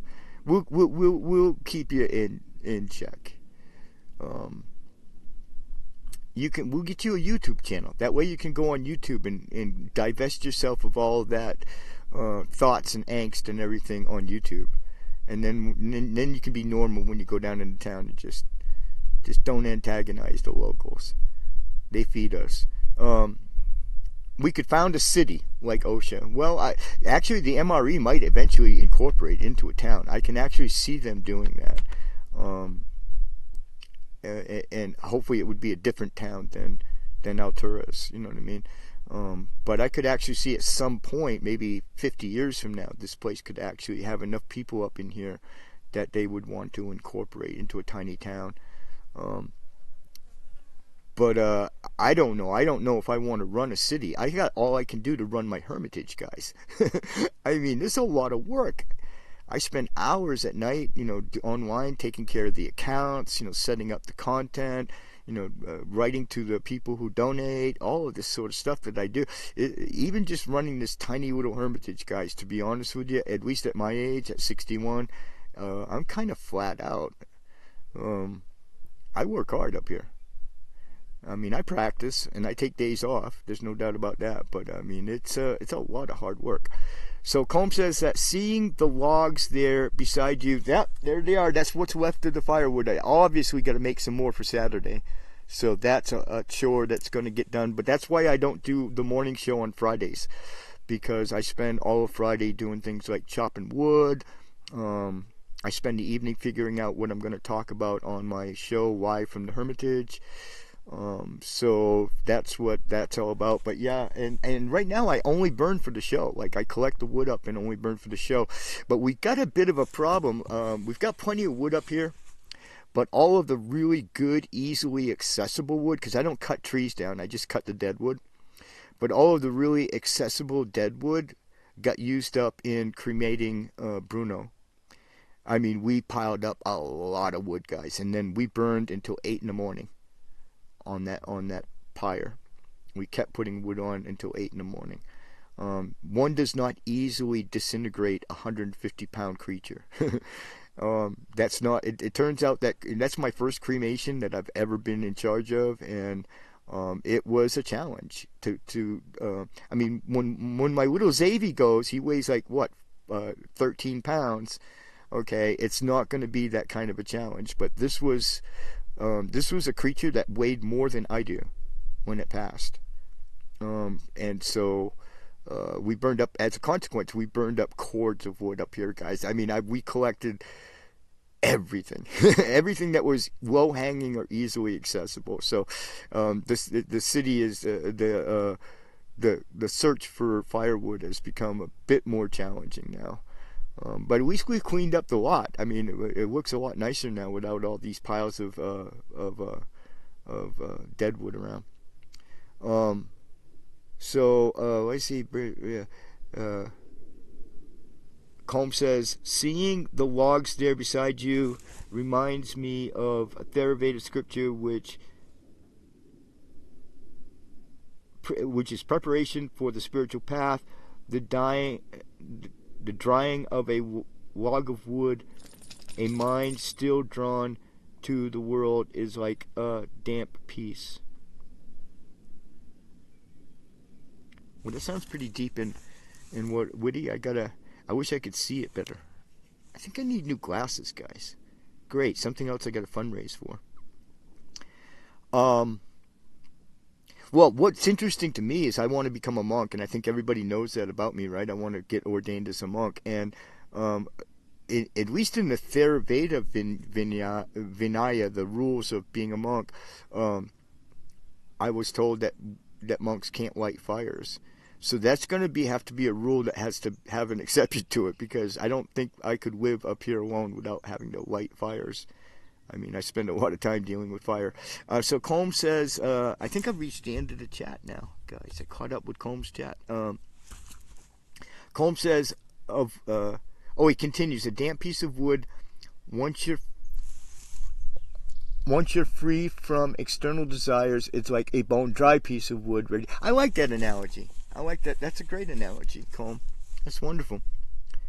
All right, well, I'm going to do a break song, guys, and check the power, take a whiz, and I'll be back. So this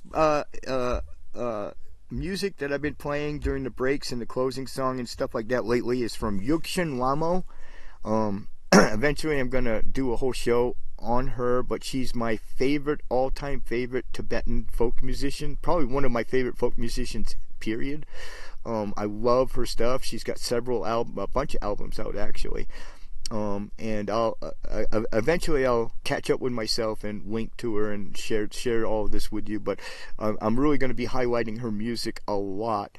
And there's actually a bunch of really great Tibetan musicians. So we're actually going to shop around too and do some others. But I've been just kind of highlighting her because I've been listening to her now for, oh my goodness, 15 years at least.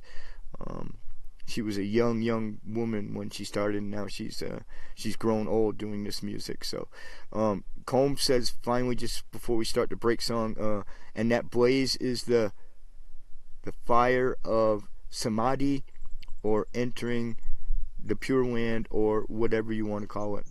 That's a wonderful analogy, Comb. I love it.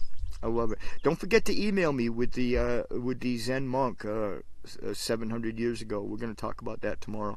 So I'm going to do a break song, guys. Enjoy it, and take a stretcher and grab some more coffee and some snacks. And hopefully, if the power permits, we'll keep going.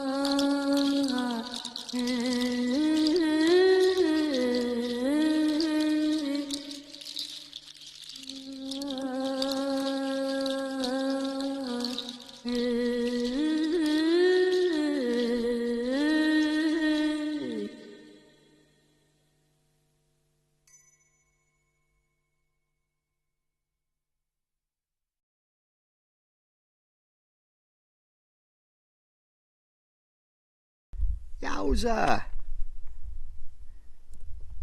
There we go. Alright, we got a little bit of power. We got some viewers. Let's see if Calm said so. I went through live among the ghosts instead.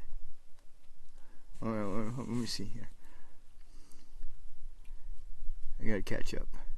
Some call it the wish-fulfilling gem. Others at John DeCross says it's like going out alone at night unseen. Frodo calls it the ring of power. I feared that power. I saw monks and nuns spend years trying to get there, to Samadhi, to Pure Land, but it was an inner sphere I rejected at 20 because I felt that fire and power was too dangerous. So I went through life among the ghosts instead. Nice song. Thank you. Thank you. She produces some incredible stuff. I've been a fan of hers for a long time.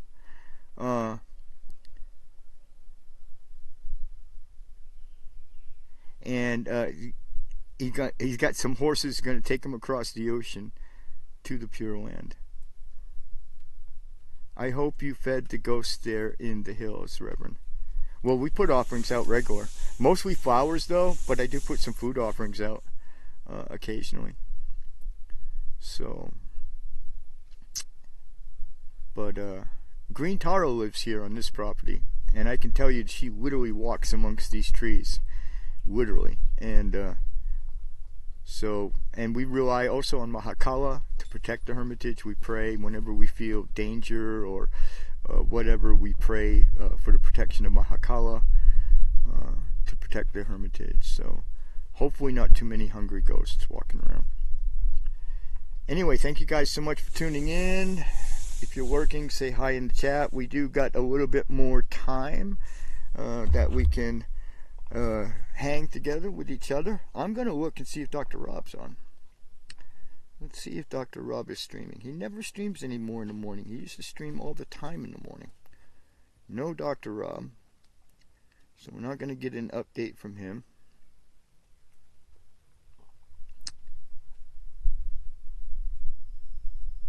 See if there's anything interesting going on YouTube.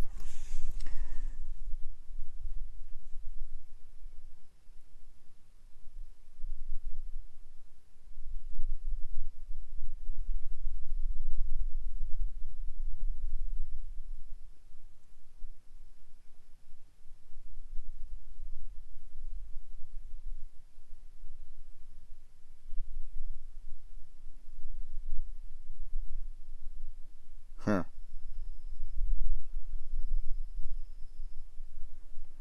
The world's a mess, guys.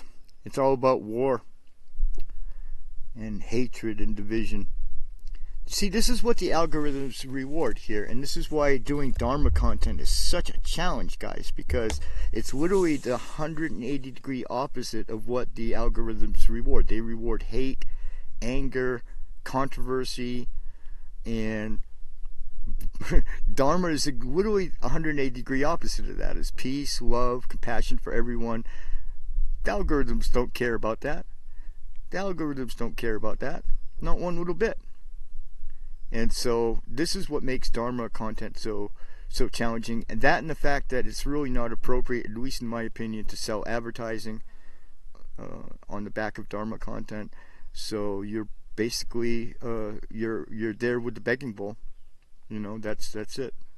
You've got the begging bowl and your own creativity. But getting an audience, one of the things I've noticed, man, if I were doing game streaming again, I could build an audience for a brand new channel in like a month. One that would sustain me and actually, you know, make a living off of it. I mean, it's so easy to, in other genres, to get an audience. But the algorithm, as I've discovered from the last year, 2 years actually, of doing, I actually just had my 2-year anniversary, guys, on YouTube. I think it was yesterday. Was my yesterday or the day before? I'm not sure which, but YouTube sent me a notification that I had been my channel had been active for 2 years. So we've been doing this for 2 years now, and I got to tell you, it's an incredible challenge. And unless some Dharma person who has 20,000 followers starts reposting you and starts starts doing that for you, it's very, very difficult to build an audience. But I'm not going to give up. I mean, I'm going to keep going. I'm going to keep trying. This channel will keep growing. This show, I love this show. I love talking to you guys in the morning, so I'm definitely going to keep up with the morning show. And we got to get a prayer hall though going, because if we don't have a prayer hall, the Sunday service is going to end when the weather ends this fall, and we won't be able to, because we're going to be doing the Sunday service outdoors. We have no choice. We don't have a prayer hall yet. Actually, Bona and my sister have been talking about building. They want to build me a prayer hall, which I would probably let them do.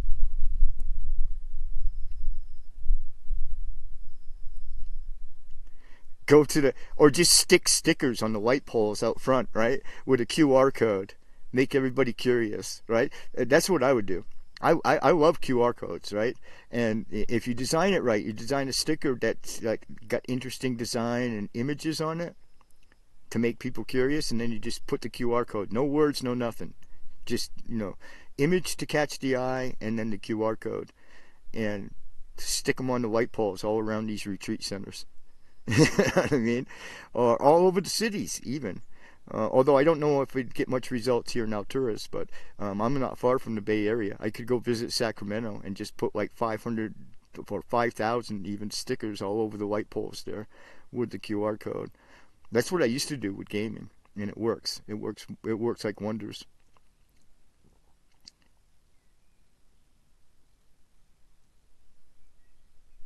Well, I should advertise if I had any money, but the problem is with that is that right now every penny I do get in donations goes right to the maintenance of the Hermitage. I mean, I eat macaroni and cheeses, guys. So if somebody looks at my donation page and goes, "Well, why aren't you buying groceries with that money?" Well, because we got bills to pay, guys. The mortgage is there. We still have a mortgage for the property.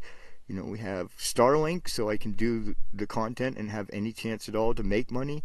I have a mobile phone because I need to be able to. It would be very dangerous up here not to have a mobile phone, and because there's no bars up here, my mobile phone has to be satellite enabled, which is quite expensive. You know what I mean? To have a plan that has direct cell to Starlink cell service is what they call it, but and so there's not many bills. I mean, this place costs less than $300 a month, and that's with food. I mean, it's literally the cheapest date in the world when it comes to a retreat center in California, at least, for sure. But yeah, it's been a real challenge, and just making those bills right now, we're just kind of, the only time we got ahead is we got one big grant when we first got here, a rich lama who decided, I guess, he doesn't like us anymore and gave up on us, but he gave us like $2,000, and that really helped us finish the homesteading camp. If we hadn't gotten that, we would have had a really much harder time this winter than we did have, because a lot of what we bought was like heaters and propane tanks and stuff like that with those funds. We really finished up. I brought a pretty decent homesteading kit up here, but I really had not prepared at all for the winter when I brought that kit up here. So we had to get all of that stuff, even stuff like garbage cans we didn't have, so we got with that grant, and we kind of used every penny of it up pretty quick, but we used it to flush out what I felt were some real burning needs up here. Combe goes on to say that yes, QR codes are a great idea, but also with, hold on, my glasses are really bad lately. Where was I? Combe says, yeah, QR code is great idea, but also with Buddhists with money, you could draw them in.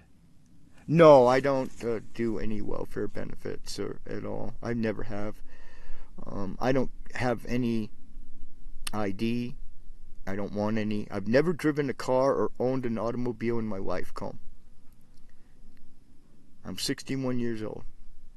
I've never owned a vehicle and never had a driver's license. in my life, and never missed it. Never missed it. In my 20s, I took a look at the whole automobile thing, and everybody I knew that had one spent all their time and all their money trying to keep the thing working, and it felt to me like it was just too much of a burden. I'll just walk, or I'll take a bus. And I just never, ever, I vote. I do vote. But I don't, I'm not in a state that requires ID to vote. So, where I am at, you just register and you just go vote. Monks are not allowed to vote. Well, that's interesting. I'll have to look that up, but I believe you that it's in the Vinaya. There's some weird stuff, right? Like not starting fires. But I have ways around that too. I have family that doesn't necessarily vote themselves, but what they will do is they will ask me and they'll cast my vote for me on my behalf.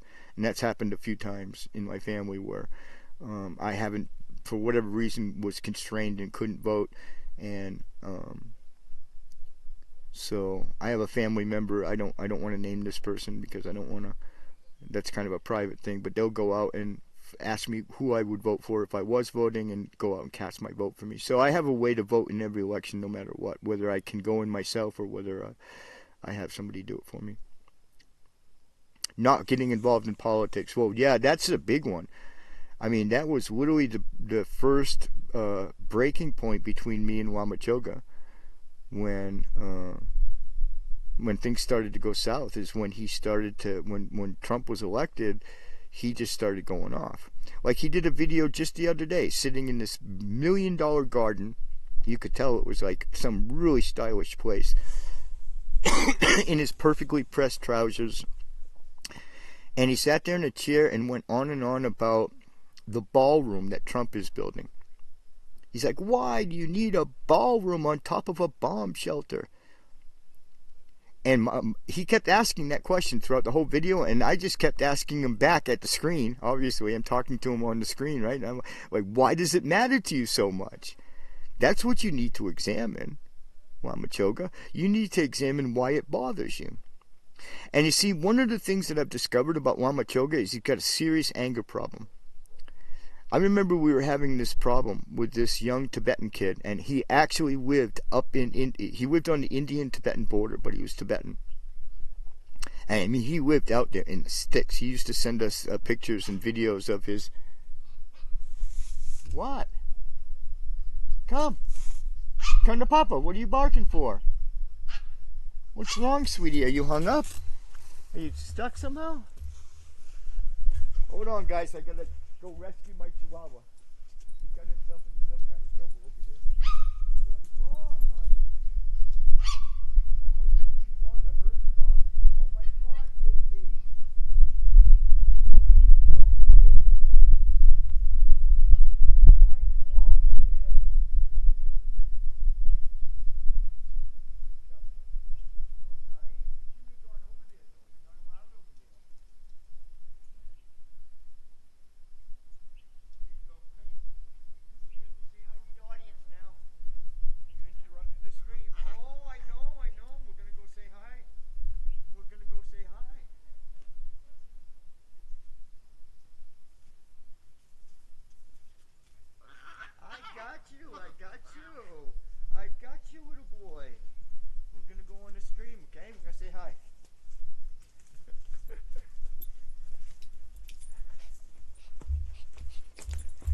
All right. I got my boy. I got my little gremlin. So what happened is that we have a property right next to us, and it's fenced. And somehow he found his way onto that property, but couldn't find his way back around the fence. So he's like on the other side of this fence, like barking at me and like, hey, how do I get back over here? Yeah? Are you good? Are you saying hi to everybody? Say hi to Comb. Say hi, Comb. I'm a redhead. That means I'm Irish, right? I'm a redhead. That means I'm Irish, right? My mom was Irish. I got Irish in me. A little bit. Scotch Irish, I think. Okay, I'm gonna put you down. You glad to be back over here? Don't go over there no more. You're not supposed to be on her property. No, you're not supposed to be over there. Oh my God! Oh, you never know what's gonna happen here at the Dharma Wheel Hermitage when you tune in. Let's see. You catch up with Comb here. So you're going the opposite direction of Lama Choga. He disrobed and you want to ordain. Yeah, well, he disrobed and he was, in my opinion, he did a video. You can see it on his channel. He did it live. He like disrobed live. Literally took his robes off on camera on the show and gave this long rambling explanation. And it was all so disingenuous. Here's the thing. It was very disingenuous. You know, he starts out by, you know, I'm walking around, you know, British Columbia, Vancouver in my robes, and I feel out of place. There's not any Buddhists here, and people think I'm a Hare Krishna. First of all, that's all bullshit because there's lots and lots of Buddhists in British Columbia. I mean, they have the whole Shambhala festival there and everything, right? So, and second of all, as if anybody who knows Lama Choga doesn't think that he liked being the center of attention. He liked wearing those robes, right? I mean, the Lama Choga I know would not have been embarrassed by feeling special. He would want to feel special. And so that was all just super disingenuous. And he's like, you know, I felt like I couldn't represent the Sangha. If you wear the robes, you have to represent the Sangha. Well, all you got to do is be a good Buddhist and you represent the Sangha. Why would you, you know, the whole idea of the robes is, especially out in public, is that you could grow the Sangha, right? If somebody asks a question, you answer it and you tell them, hey, come to my meditation center and learn some more, right? I mean, that's just the whole rambling way that he described it was that for the reasons was disingenuous. And then later I actually found out the real reason. Okay, and I won't say her name because she's been very nice to me actually, but there was a lady. And that's why the robes came off. I can't prove it, but I'm very certain in my heart of it, right? So the whole disrobing thing was super disingenuous to begin with. He was never renounced. He never renounced, you know, relationships with women and that kind of thing. Clearly, right? Because it came back to bite him. And so that my belief is the real reason it was a woman. I can only hope it wasn't one of his students because I really think that's super immoral. I'm really against that. Lamas in the West have a tendency to do that too, and it's sort of semi-accepted. And I don't accept that. I think there's a power difference there that should just never happen. And the other thing I discovered about Lama Choga is he's a very angry man. Very angry. He comes across as so placid, so peaceful, so much equanimity. But in private, he's extremely angry. So there was this Tibetan kid who was in the Discord. His name was Tenzin. And I loved him to death. I loved Tenzin. He lived on the Indian-Tibetan border. He used to send the most incredible pictures of his little village or town or whatever where he lived, all the monasteries and monastic buildings and stuff. And you know, he'd take pictures of him with his rifle, like, because you know they had to, you know, he had to hunt, right? He had to go out and hunt for his living. He really was living it. He was a Tibetan and he was really real. But he spoke really good English and he loved to troll people. And he was especially hated anybody who had any pretension about them or any sort of uppityness. He would just light into them. I mean, he was pretty obnoxious. I have to admit, he was extremely obnoxious. And I tried oftentimes, he would be all the time getting in trouble in the Discord, and I befriended him. And I'd take him aside and be like, yeah, I know, I get what you're saying, dude, and I feel the same way, but you need to be a little bit more circumspect. But anyway, it all built to a head. And Tenzin got banned from the server. And that broke my heart, because this guy, it was one of the only things in his life that he had that made him happy, was hanging out on that server and watching the videos and everything, being a part of the internet Sangha that we had going, right? And so it broke my heart. So I went to Choga, and I'm like, dude, let's work something out, man. Give this guy, I'll talk to him, I'll try to calm him down, but, don't ban him from the server. And he's like, okay, I'll unban him, but I'm going to send him a message, and I'll copy you with the message so that you know what I sent him. And I was like, okay, cool, thank you. And then he copied me the message, and it was horrific. My blood was boiling by the time I got done. He was so mean.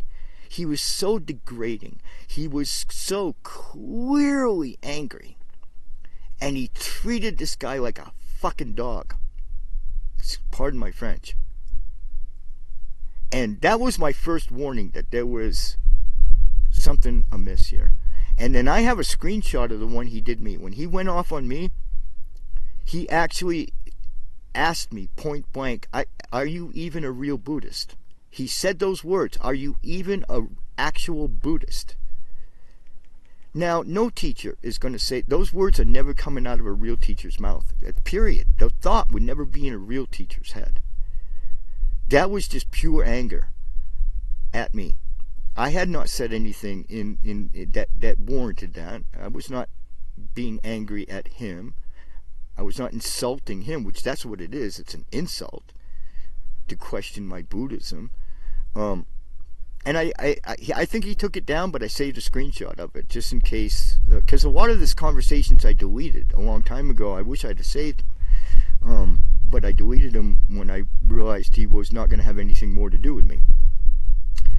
But he's a very angry man. And when you couple that with the fact that he's been in 3 marriages, possibly a 4th, because I suspect that he married this lady, and he hasn't told anybody. Not his audience, not his Sangha, or not anybody. I suspect they got married. I'm not positive. I can't prove it. Maybe she's not even in the picture anymore. But I suspect he might have married her or married someone, and that would be his 4th marriage, right? So he's burned through 3 marriages. That begs all kind of questions. First of all, I'd like to talk to some of these women, because I have a sneaking suspicion that the anger was all in the mix in these various marriages. And I have a kind of I guess it's kind of a sexist belief, actually, but I believe that men can't get angry with women. You can't do that. You can't express anger to a woman, and the reason why is they're smaller than us, they're weaker than us, we have more power, and anger, most women that I know, an angry man frightens them. It's abuse. Getting really angry at your wife is abuse. And it's not the other way around. Because men are not intimidated by a woman getting angry at them. You know what I mean? We don't feel the same fear and the same angst that they feel when that happens. So there's a dichotomy there. So I'd really like to talk to these women. And he had children. And that begs another question, because he went into a 12-year monastic retreat after 3 marriages and having kids. Now, to me, when you have a kid, you're responsible for that kid for the rest of your life. That's just it. I made a choice in my life. I never had children, and it was a conscious choice from the very beginning. And as a consequence, I'm completely free to do whatever the hell I want. I can go into a monastery, I can get dogs, I can buy property, I can travel, I can do whatever I want. And that's what I wanted. That was the payoff. I wanted freedom. And it meant more to me than having children. And so I did not have children. And so I'm free to do whatever I want. But if you have children, I would proffer that you are not free to disappear for 12 years into an isolated, a silent retreat for 12 years. That to me is just cruelty. That's just awful. How do you live with yourself? And if his excuse would be, well, I took care of him financially or whatever, well, fine. But what if your kid needed some help? What if he needed? I don't know. I don't know. Like he's got a boy, for instance, who went into music because his dad was into music. Chogo was a musician for a lot of years. 12 12 years, man. Not being able to talk to your dad. Right? No human contact.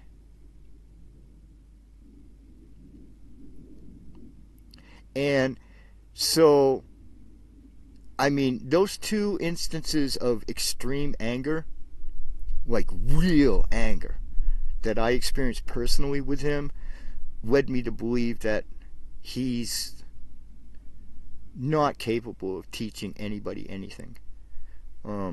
Whatever it is he thinks he learned in 12 years of retreat is worthless.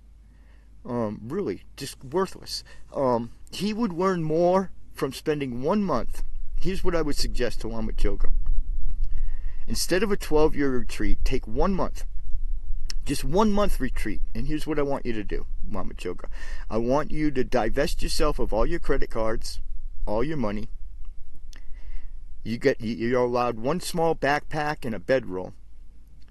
And I want you to go live on the streets of Vancouver. In the alleys, in the parks. I want you to have no contact whatsoever with anybody you know. No help, no friends, no nothing. And at least once during that month, I want you to fish your dinner out of a garbage can. Just so that you can know what that feels like. Because I personally have had to do that more times than I can count. I've been homeless for half my life. And proud of it. Right? So, I think that the experience of fishing his dinner out of a garbage can would have more enlightenment power on him than all that 12 years of monastic retreat, which he clearly gained nothing from. And what makes it even more dangerous is he's doing the guru thing. He's doing it. He has students who worship him as their guru. I've talked to them. And they do everything he says. Well, he told me not to take this anymore, or he told me to do this, and I did it right away. I'm so glad that I have him. And they're literally turning their lives over to this man who's got serious anger issues. 110% got serious anger issues. Very questionable character with 3 burned out marriages and a possible 4th in the works. Very questionable about the way he disrobed from his monk's robes. I think that there's huge questions, and he's from Sammy Wing. And if you go to Grok and ask Grok about the controversies and scandals that are currently surrounding Sammy Wing. And what you'll find out is that there's a massive trove of abuse accusations coming out of Sammy Wing in Scotland. And they're contemporary. It's happening right now.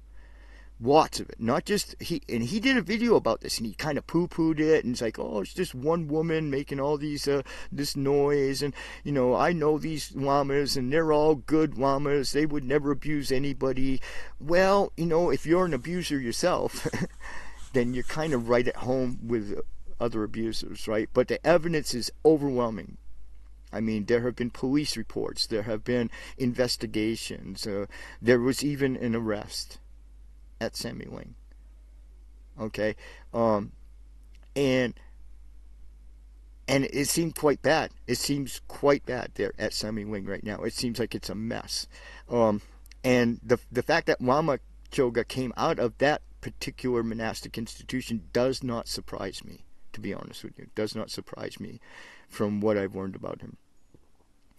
And I just think that he is a classic example of why I'm against the whole online guru thing here in the West. I think that that's just dangerous.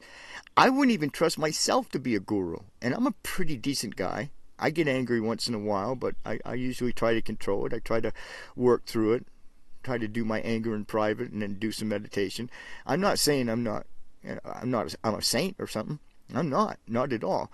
But I also understand the requirements of being a teacher, and that means you have to be as good as you can get. At least I'm trying to become a better man. I literally pray every day. That one of the lines in my prayer is, please let me become a better man. That's literally one of the lines in my daily prayer.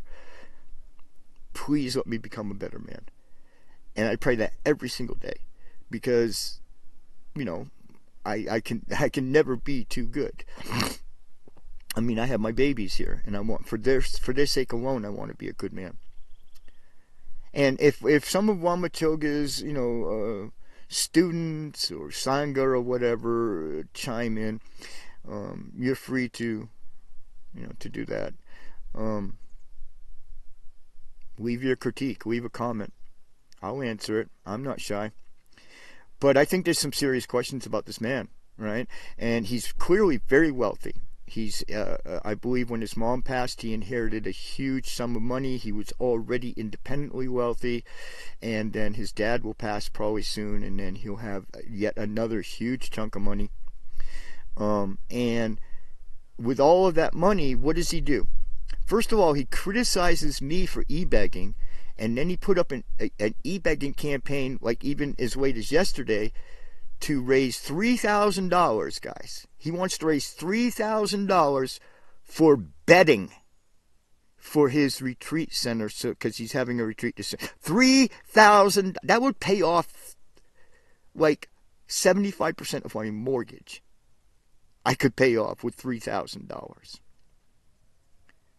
Okay. And just a month ago, he paid $5,000 for an excavator, and he paid for that out of his own pocket. He didn't bother to do the fundraiser. So, I mean, that just begs all kinds. It's so flippin' disingenuous, right? First of all, I don't believe that bedding costs $3,000. Second of all, I don't believe that he couldn't just pay for that out of his own pocket, and really should. He really should. He should be paying for as much as he can possibly pay, because he's rich. And yet he's going to criticize me, who have nothing, because I e-beg too much, and then he's going to release one e-begging campaign after another to pay for things that he could easily pay for out of his own pocket, and really, really should be doing that because of the merit that he needs, desperately needs that merit, right? And he needs to divest.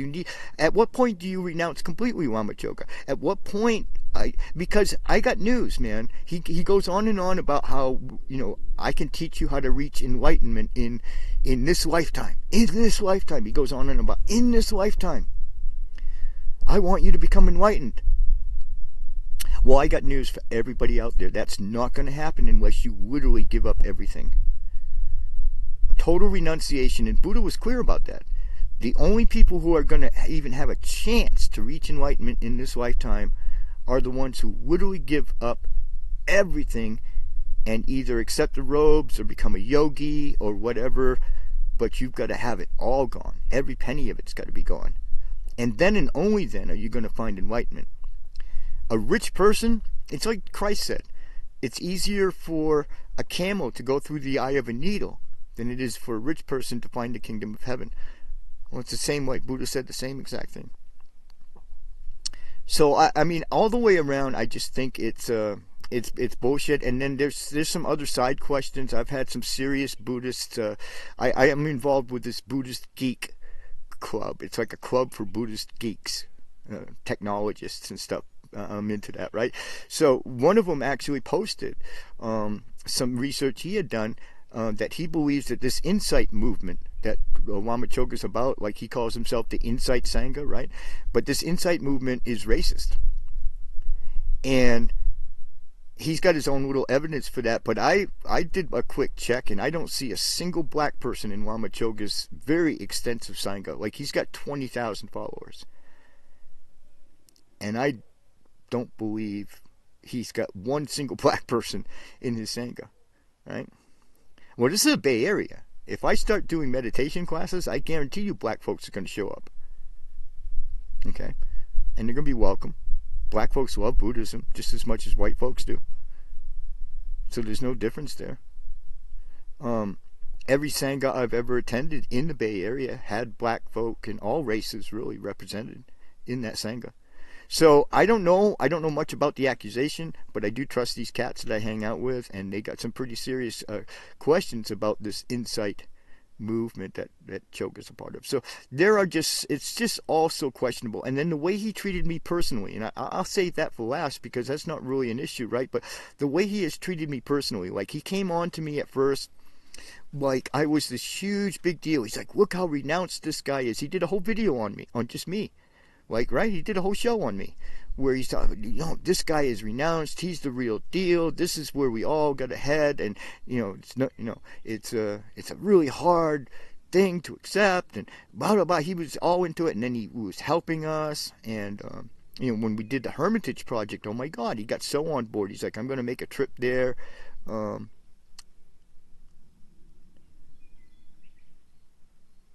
Yeah, well, I figured one of his followers might show up in my stream, but you know what? It really is. It's terrible. And the way they treated me, the way the whole Sangha treated me, like Sonia comes to me and asks me to do the website, and then that same day Lama comes to me and asks me to do the website, and then literally nobody ever talked to me about the website ever again.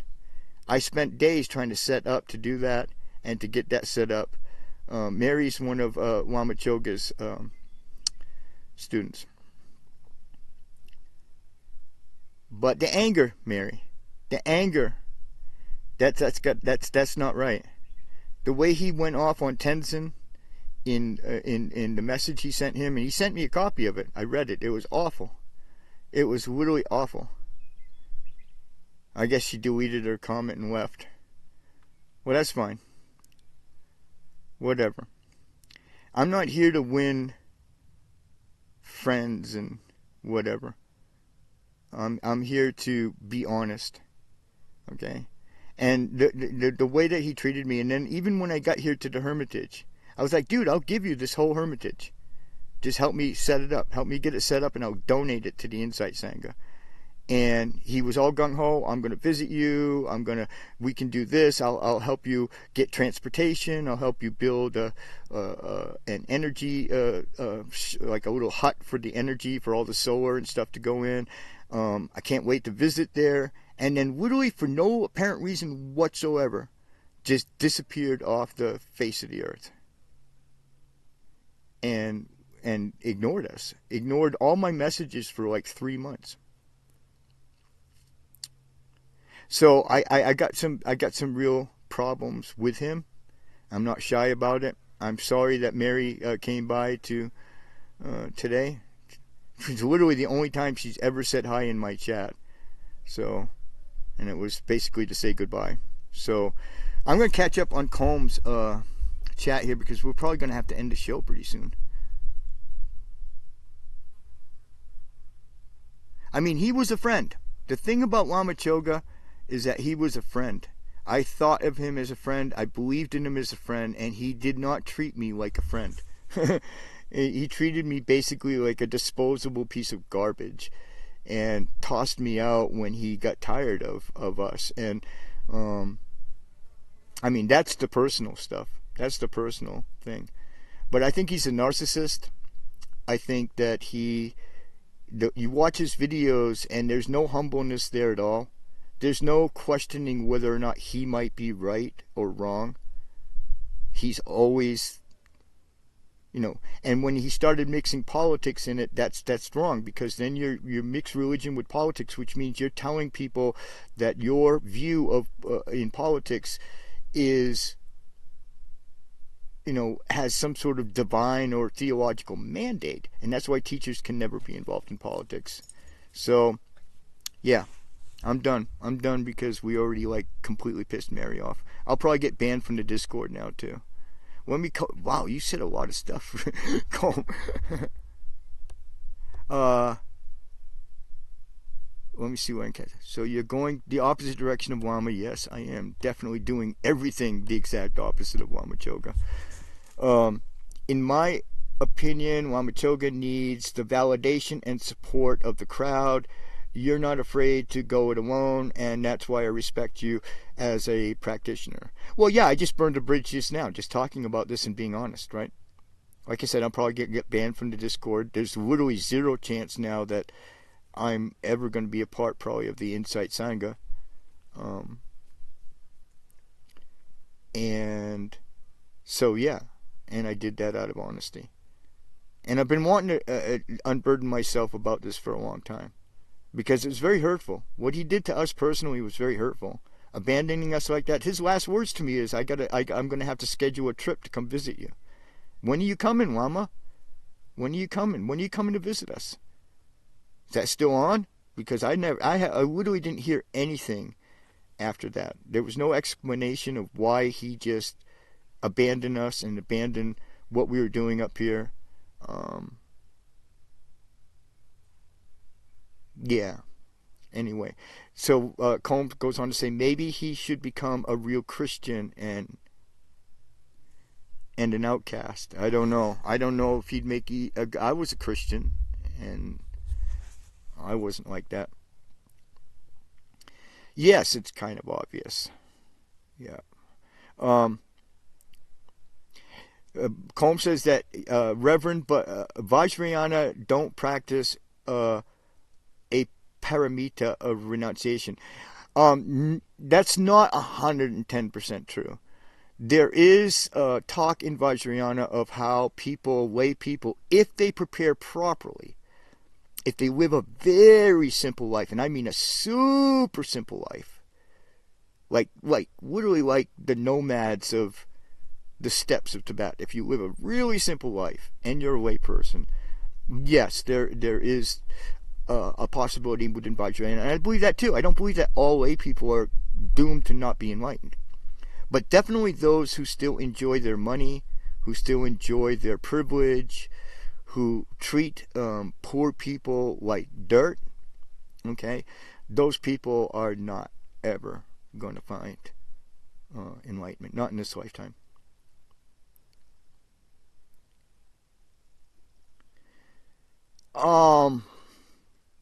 It was horrific. To be honest with you, it broke my fucking heart. I haven't even seen or heard from Tenzin since.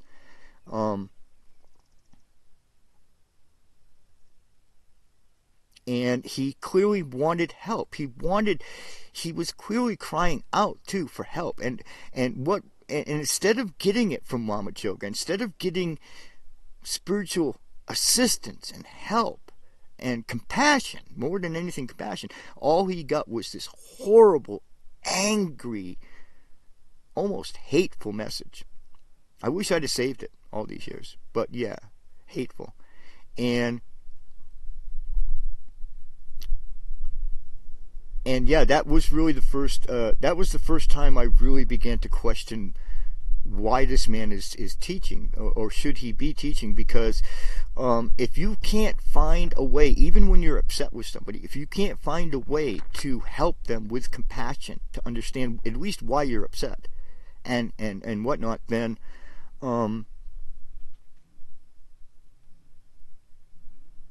yeah, you know that's not teaching material. That's not a teacher material. I think Lama Choga needs to work on himself a lot more before he's going to be in a place where he can teach. I would gladly accept Lama Choga as a student,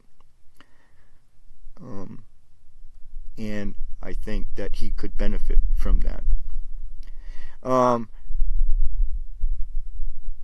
Yeah, am I even a real Buddhist? Can you believe he said that to me? And I'm not supposed to be mad at that. Mary thinks that I should just accept that, right? I mean, apparently that's what she thinks. I should just accept that he publicly, in a public channel, questioned my Buddhism simply because he didn't like a comment that I left.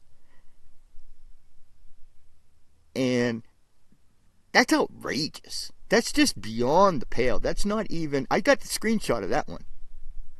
I got it on my phone. Okay, I saved that one. I was smart enough to save that one because that is just so far beyond the pale of what should ever come out of the mouth of a teacher in public. Ever. That literally is a line. That's a line. That's a red line, man. You can't talk like that about other Buddhists and call yourself a teacher. You just can't. So I have no bad feelings that I upset Mary and that I've, finally released and unburdened myself and talked about this.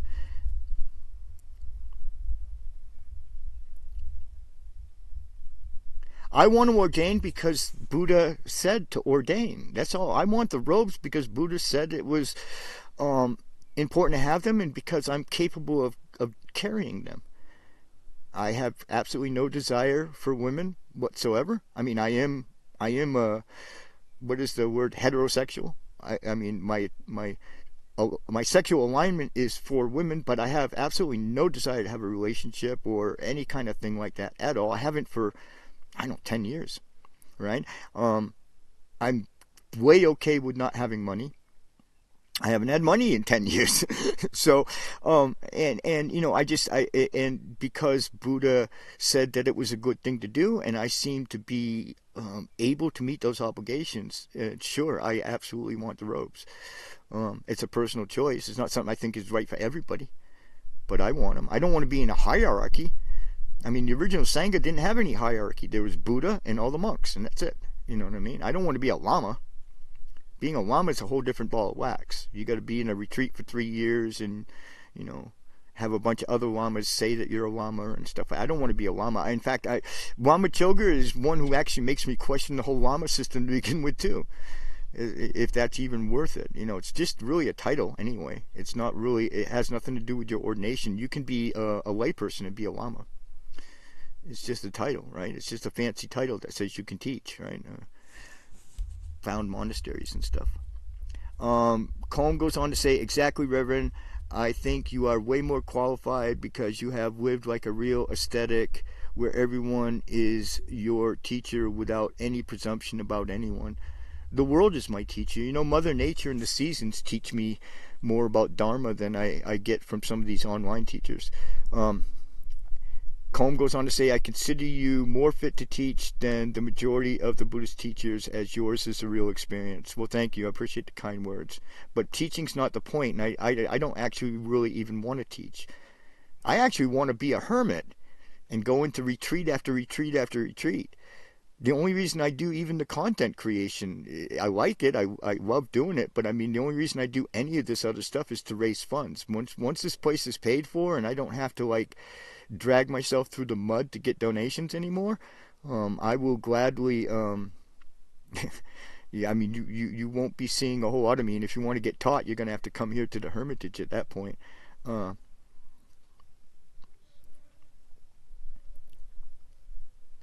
Well, they turn their lives over to Lama Choga and other gurus. The reason people are attracted to gurus, especially in the West, is because Western people want to be told what to do.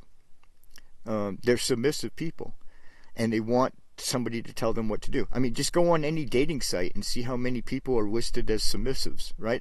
People want to be bossed around. They want to be told what to do in the West. And when people are lost and confused, and this guy comes along who says, hey, if you just do all the things that I tell you to do, it's all going to be good,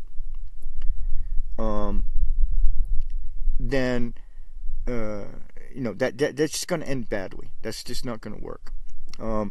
And so I just don't think that the guru system transfers to the West. You look at Sadhguru. He's the big Hindu guru, right? That all the Hindus are into now, especially in the West, right? All the Western kids love Sadhguru. He's got more sex abuse allegations against him than probably Soggy Rinpoche does. He's literally he used to have the 13-year-olds at graduation, when the 13-year-old girls, 12 and 13-year-olds graduated from school, he would have them do the graduation topless. His argument was that's the way it used to be in India in ancient times. And then he would touch them, maybe not on the breast, but he would physically touch them while they were half naked and graduate. He finally stopped doing that because his second in charge was like, dude, you're going to go to jail. You got to stop doing this.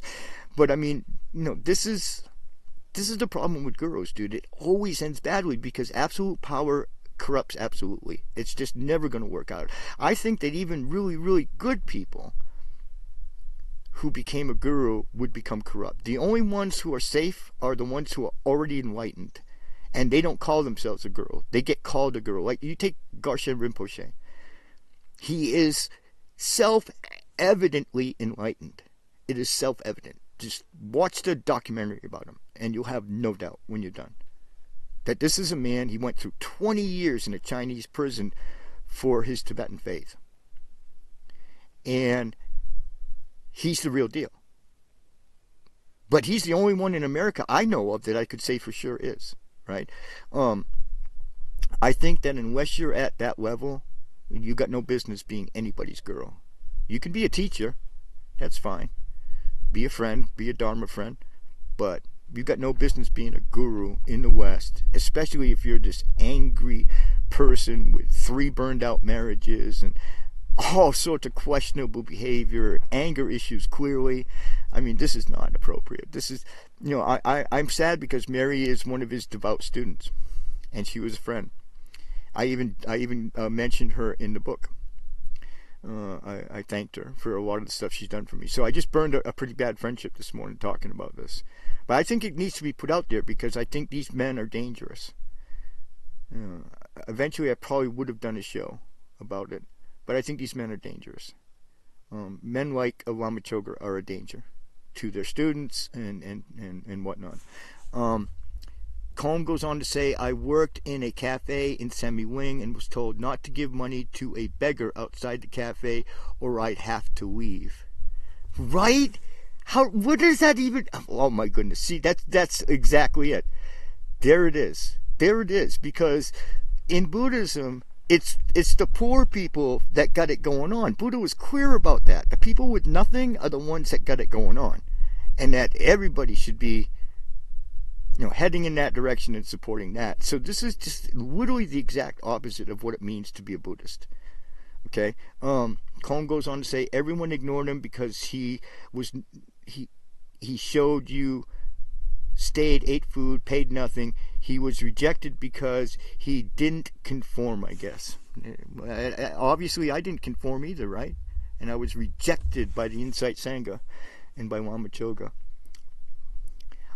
Combe goes on to say, understand, Reverend, the young teachers in the East go to school and learn the teachings and bring them here as a career path. It's that straightforward. It really sort of is. It really sort of is. I think the worst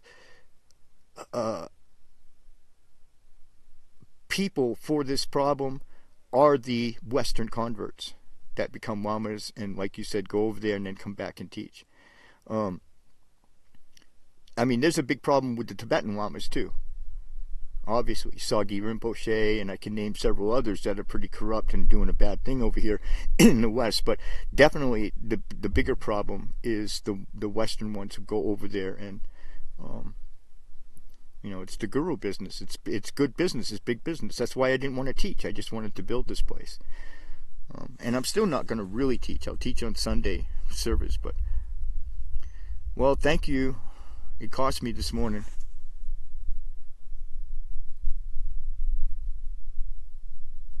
I'm catching up now with Mary. I guess she didn't I thought she deleted all the comments. So Drupal Rinpoche is LC's Lama. He goes to Africa to bring the Dharma there, yet I still believe it's a material ticket to help the poor Africans. I don't know much about his Lama. He said that someday I was going to meet his Lama. But I do know that there's been some accusations about his Lama. As if the Buddha wasn't already in Africa. Right, we don't need to bring the Buddha to Africa. Actually, we did a piece yesterday morning about that, right? So Mary says, Christopher, I wish you well. I'm the one that banned Tenzin. I'm still here. Oh, well, Mary stayed. I've said hi to you many times. You've never said hi, Mary, in my streams. Remember? Oh, the Christmas stream. Yeah. Your book stream. I've always been kind to you. I'm not upset with you, Mary. Here's the thing. I'm not upset. Yes, I get it that you tried to help Tenzin, but it's never appropriate to express anger. And the message that he sent Tenzin was hateful. It wasn't just angry, it was hateful. And he needed that like he needed a hole in the head. Yes, he needed firm guidance, but you can do it without being angry. And you can, and you definitely don't go on a public channel in public because you don't like some of the comments I've made, and you don't say, well, are you even a real Buddhist? That's just hateful. That's just, a teacher doesn't do, those words should never come out of the mouth of a Buddhist teacher, ever. And I got the screenshot. I saved the screenshot because I know he deleted the comment. Okay? That's just not appropriate. No matter how you look at it, that's not appropriate. I know. I love you, Mary. I mentioned you in my book. Okay, well, I didn't see it that way. I didn't see that the Tenzin thing was compassionate or patient or anything like that. What I saw was he got banned. I was working with him. I even went to Lama Choga and said, I'm really making progress with this guy. I'm getting him to meditate. I'm getting him to calm down. Can you just give him a second chance? And instead what he got was this horrible, angry message that was guaranteed to piss Tenzin off and not help him at all and not bring him back into the community. The goal should have been to bring him back into the community. And that's what I was working with Tenzin privately. And then when I went to Lama Choga to ask him to bend a little, and what I expected was maybe something firm but compassionate and some guidance. And Tenzin would have appreciated that. I had made sure that he was in a place where he would have appreciated that. Instead, he got this message that I guarantee it sunk my battleship. I was angry because I had done all that work with him privately when I finally did go to Lama Choga. I'd done all that work with him, and I felt like he might make it. It might work, right? And instead, the message that he got from Lama Choga just destroyed not only Tenzin, but it destroyed all the work I was doing with him.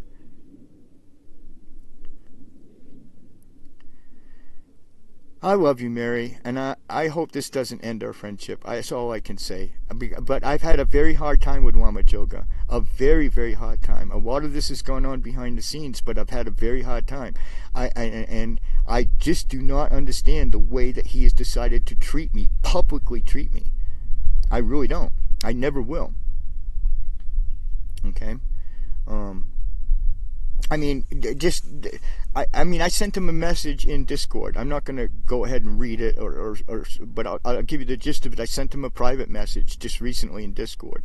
And he wrote back, I'm sorry you're having such a hard time. Remember, it's all about karma. What even is that, right? And what I wrote him back, and you know what? I think I will read it.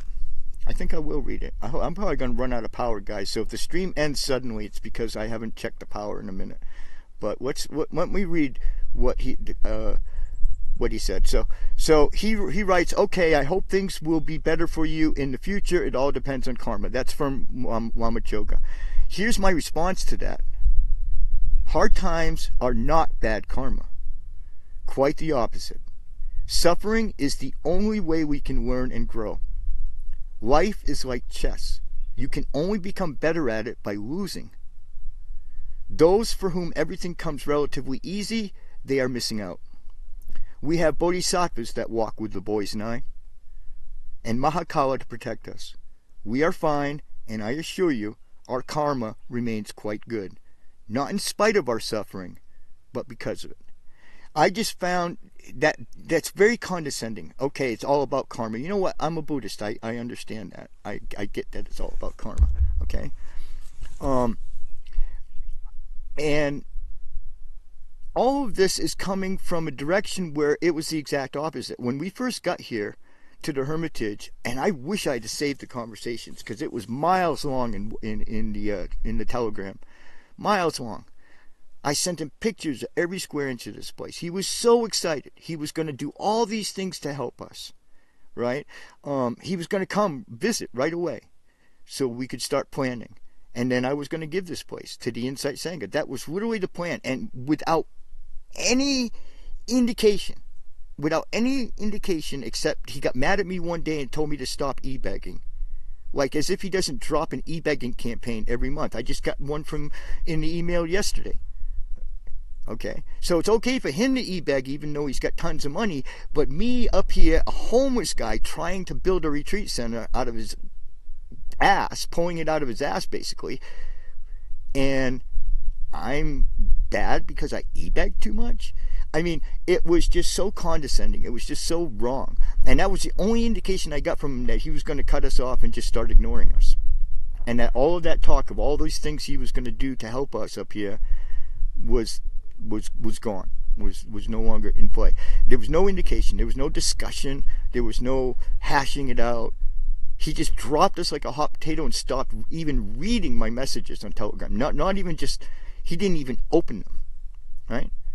And we did nothing. We did nothing to him. We're not capable of doing anything to hurt Lama Chogar up here. We love him to death. I used to play his voice for my boys every morning so that he could listen and they could hear his voice. And when he came here, he'd know. I mean, the bottom line is that was hurtful, Mary. Incredibly hurtful. And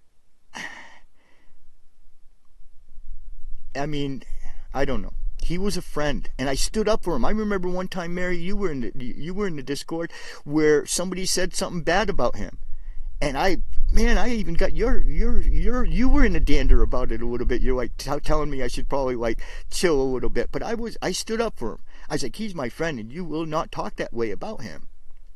He's not that way. He doesn't believe that. I believe it was something to do with AI or something like that. But somebody was very insulting towards Lama Choga, and I stood up for him. Do you believe in your heart, Mary, that he would do that for me? Because this is the man who just in public, on YouTube comment channel, in public, questioned my Buddhism. Right? So clearly he doesn't feel the same loyalty towards me as I felt towards him. And it's hurtful, Mary. I'm not going to lie. I'm devastated. I'm devastated by all the crap I was asked to do for the Insight Sangha that nobody ever... I'm still waiting to become a moderator in the Discord. I was literally asked by Sonia 2 years ago to be a moderator in the Discord, and every once in a while I still check just to see if I ever got made a moderator. Clearly that's never going to happen, especially now. I get that, right? But I mean, asking me to build a website, asking me to do the mailing list, and then literally the minute I got it working, saying, well, you're not going to do the mailing list. He actually asked you to do it, Mary. Which is fine. But clearly he got what he wanted out of me because it's very technically difficult to set up. There's little tweaks that need to be done to your server to make something like that work. I knew how to do it because I'd just done it for my own site, and so I did it. And it was really annoyingly difficult because he wouldn't help me and he wouldn't give me any access to the server. It took a month to do what should have taken a few hours.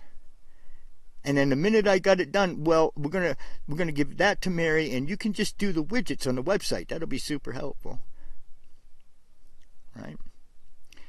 I mean, I don't think that people in the Insight Sangha have taken the time to think about how,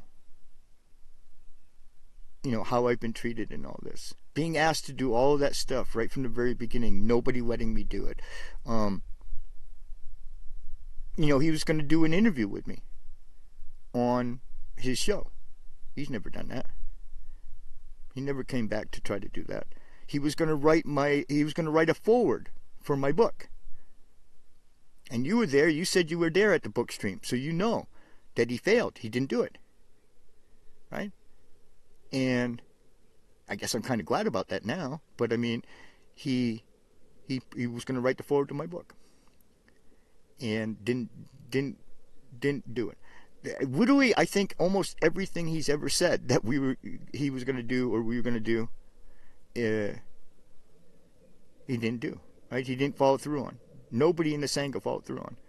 And so, yeah, to be honest with you, overall, even in the Insight Sangha, you notwithstanding, I do feel like I was not treated well, even by the Sangha.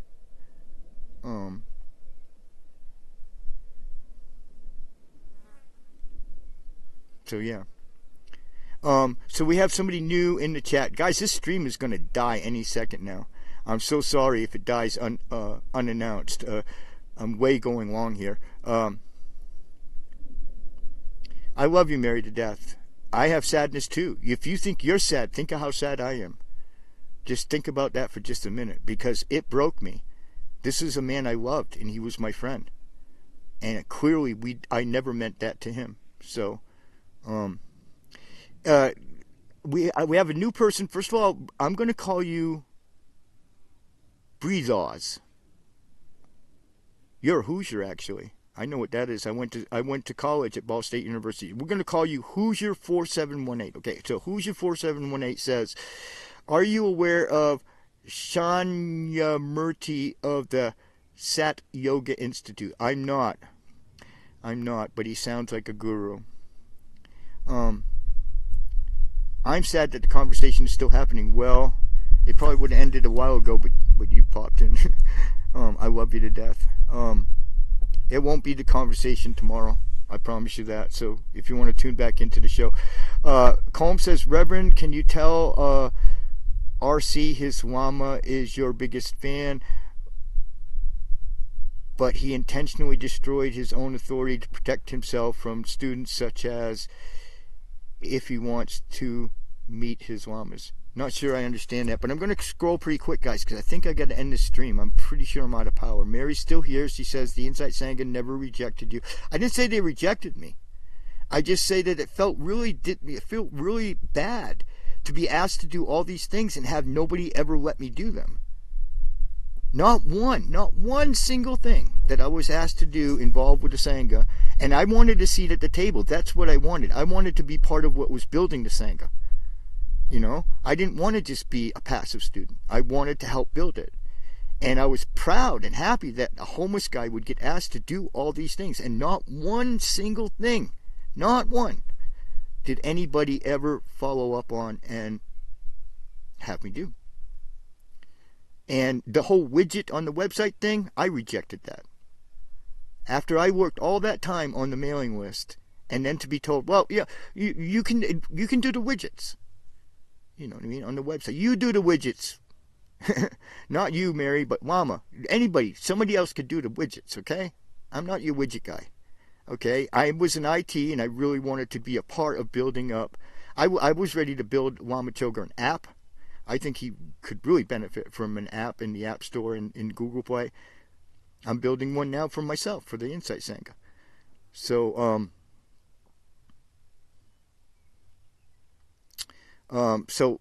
let's see what catch up with Colm. Colm let him make his way to Raccoon Lane. Lama let him make his way to Raccoon Lane. Yeah, I'd love to have Lama come here, and we could hash this out. We'll have a campfire. We'll even do it live on the stream if he wants to, or private. It's up to him. I would love to. He can completely afford it. Jump on a plane, come here and see what I've built here. And I will still give it to the Insight Sangha. Here's the thing. If Lama Choga were to somehow, I don't know, see the light and at least talk reasonably to me, privately or publicly, I don't care, and come here and see what we built, I will still give this place to him. Okay? This was not on me. This was on him. Alright, guys? This was on him. So, wow, Mary's just determined to hang out with us, guys. I love you, Mary. Come back for tomorrow's show. We're not going to talk about this stuff ever again. I really don't. I don't even know how we got started on it. Lama Choga are not ready for the teacher, so they can stay with schoolboy Drupal Rinpoche till they are ready. No joke, man. So Mary says again, I don't ever remember seeing that. Maybe it happened in a different public space. If you're talking about him when he told me I wasn't a Buddhist, it was on a YouTube video. He put out a video. I made a comment. Wasn't hateful or mean or whatever. It was questioning, which I have a right to question, right? And he went ballistic. And he's like, why are you posting everywhere all over the web about me and you don't ever come to me privately? Well, first of all, because you cut off the private communications channel. He cut that off, not me. He stopped replying to my messages for months, okay? So he blames me for not coming to him in private, and then he questions my Buddhism. And I've got the screenshot. I don't want to get into showing it, but I've got it on my phone. And so you can trust me, it was exactly like that. And that's just words that should never come out of the mouth of a friend. That's words that should never come out of the mouth of a teacher. I mean, it was hateful. It was just hateful. And I cannot imagine what I ever did back to him that could warrant those words alone. Just those words alone. Just that one instant. Mary says she wishes me well, and maybe there have been some misunderstandings here.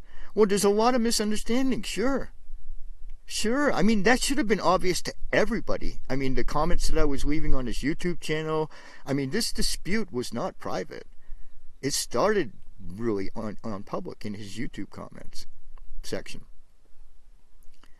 But it began with him just cutting us off. Like, we had all this business going, all these plans we were making and everything like that. And then he literally stopped even reading my messages for months. I sent dozens and dozens waiting and never heard back. Not a thing. He wasn't even reading them, because you can tell on Telegram whether your messages get read or not, right? And he wasn't even reading them.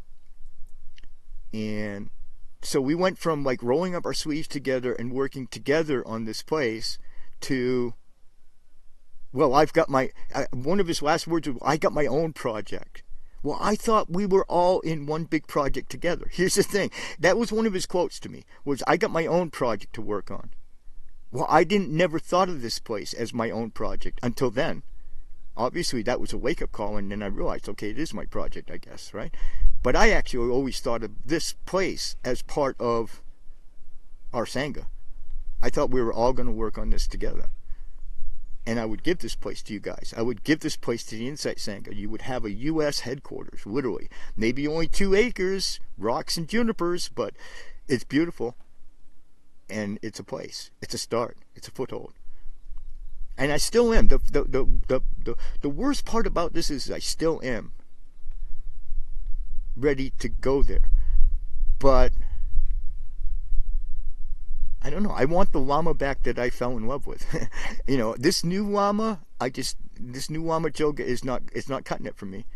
I mean, he was not like this when I first started talking to him, when I first met him. He was humble. He didn't, he was different, and he's changed. I think that's part of it, is he's changed. And I think just for that one comment alone in the YouTube channel, I believe he owes me an apology, because I have never questioned Lama Choga's Buddhism. I question his position as a teacher, but I don't question his Buddhism. And doing that is the deepest insult in the world, to question somebody's religious faith. That's literally just horrifically insulting. It really is. And it happened. You know, I got pictures. Calm goes on to say, well, we're definitely going to get cut off, guys, soon. I hope you understand why Lama Choga disrobed. I think I do. I stopped listening to Lama Choga because he's not willing to question his own Buddhism. That's an interesting proposition. I get it. I get it. I mean, if you can't be humble enough to admit you're wrong, I'm admitting I could be wrong here. I mean, if some meeting were to happen between me and Lama Choga and we were to hash this out and he would say, well, yeah, but don't you remember so-and-so, and I realized that I'm in the wrong here, I would 100% admit it. I have no problem admitting I'm wrong. We're all really busy, Mary. We're all really busy. You don't think that I'm busy up here trying to homestead with no money a piece of land that's completely off-grid, where all winter long we had to, the roads are impassable. I literally had to hike the water and supplies and propane in here on foot. You don't think I'm busy? We all got busy. We all got busy going on. That's not an excuse. We're all busy. We all have lives, okay? I'm totally not going to feel bad for the life that Lama Choga lives. He has endless money. He does whatever he wants. He has probably never gone hungry in his life. I've went hungry a bunch of times just this winter. Okay? I'm just not going to feel sorry for that. That doesn't cut it for me. You know, incredibly busy, getting the retreat. We're all busy. We're all busy, but that doesn't give us a right to be rude to each other. That doesn't give us a right to stop talking to each other and just randomly. Thank you. Who's your 4718? You've heard all of this stupid controversy this morning. Who's your 4718? This is not what my show is usually about. This is somehow happened. I don't know, but this is not what we usually talk about. So come back. I have a morning show. I'll be on the air again 8 a.m. Pacific time tomorrow morning. We do that Monday through Thursday, Coffee with the Dharma Bump, so come on by and hang out. And tomorrow we're going to talk about a 700-year-old monk who went to live in a tavern, in a brothel. Combe hooked us up with that. We're going to have a new topic tomorrow, but it's going to be an interesting story. So we don't always diverge into this stupid kind of controversy. But thank you for subbing. I really appreciate you following the channel and appreciate your support. Every one of you are appreciated out there. And we're trying to build a morning crew, so You can be in our morning crew.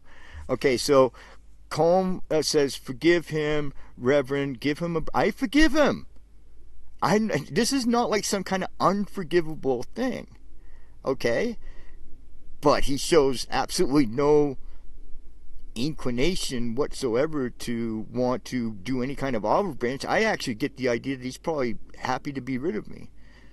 You know what I mean? That's the take I get on it right now. So, I mean, I'm perfectly happy to backtrack on this. I'll take this whole show down. I'll take this whole episode down. Okay? Because this is the only time I've ever talked about it on YouTube. I don't know what happened to get us in this place, but somehow I got led down this place. But no, I would totally be willing to talk to him. He's in my prayers. He's got a long life prayer flag hanging on my prayer tree. I composed a long life prayer myself. Legitimately, like Orthodox. I looked up, how do you do this? I even did the colophon and everything, right? And we recited that prayer, and we put a long life flag up on the prayer flag tree. So please don't anybody ever tell me that I don't love Lama and that I'm not praying for him. The flag is blowing up there now, praying for him. So that even when I'm not praying for him, he's got a flag up there. I mean, we were going to name a tree after him up here. Mech Squirrel's back in the mix. Mech Squirrel, you missed out, man. We did all the robot stuff. You'll have to watch the replay. I did it all for you. I did all the kind of great content for you this morning at your request. So make sure you watch this show on the replay. But you can quit when we start talking about this shit. My father is a famous poet. My brother has been writing for years, but my father and his poetry wasn't real poetry. Wamachoga doesn't know you, Reverend. He has students who are ready to believe. Well, I believe he doesn't know how good of a friend I am because, like I said, I came to his defense, and I would always come to a friend's defense. If somebody talks shit about you, Colm, I'd be the first one to be up in their face about it. Mech Squirrel says it's always safer to send email than using apps is my belief. Sorry that you feel betrayed. Yeah, I'm sorry that you even had to hear this whole conversation, all of you guys. We're going to end the stream with some music here real soon. I just want to try to catch up with the chat. By rejecting you, I'm sure he went through a barrier in his own path. He's rejecting someone who aspires to ordain while he is disrobed. Don't worry about it. He's still a child. Colm says, don't take the show down. It's important, it's honest, and it's correct. Well, we'll see, whatever. Who's your 4718? Finally reached the bottom of the chat, guys, and then we're going to end the show real quick before the power just turns me off. Who's your 4718? I know, brother, it's all good, and I understand. It's all here for us to be redirected towards God. Well, we love you, Who's your 4718. Please check out my channel and all the other stuff we got going on. We have a Sunday service we do every Sunday, 10 a.m. Pacific time. This show airs Monday through Friday, 8 a.m. Monday through Thursday, 8 a.m. is this show. And we do every Saturday evening, we do a campfire, a fireside chat. That's called Live from the Hermitage. All that stuff's on the channel, guys. Check it out. I'm going to do the closing song real quick so that in the hopes that the power won't end before the end of the song. Love you guys. See you in the morning.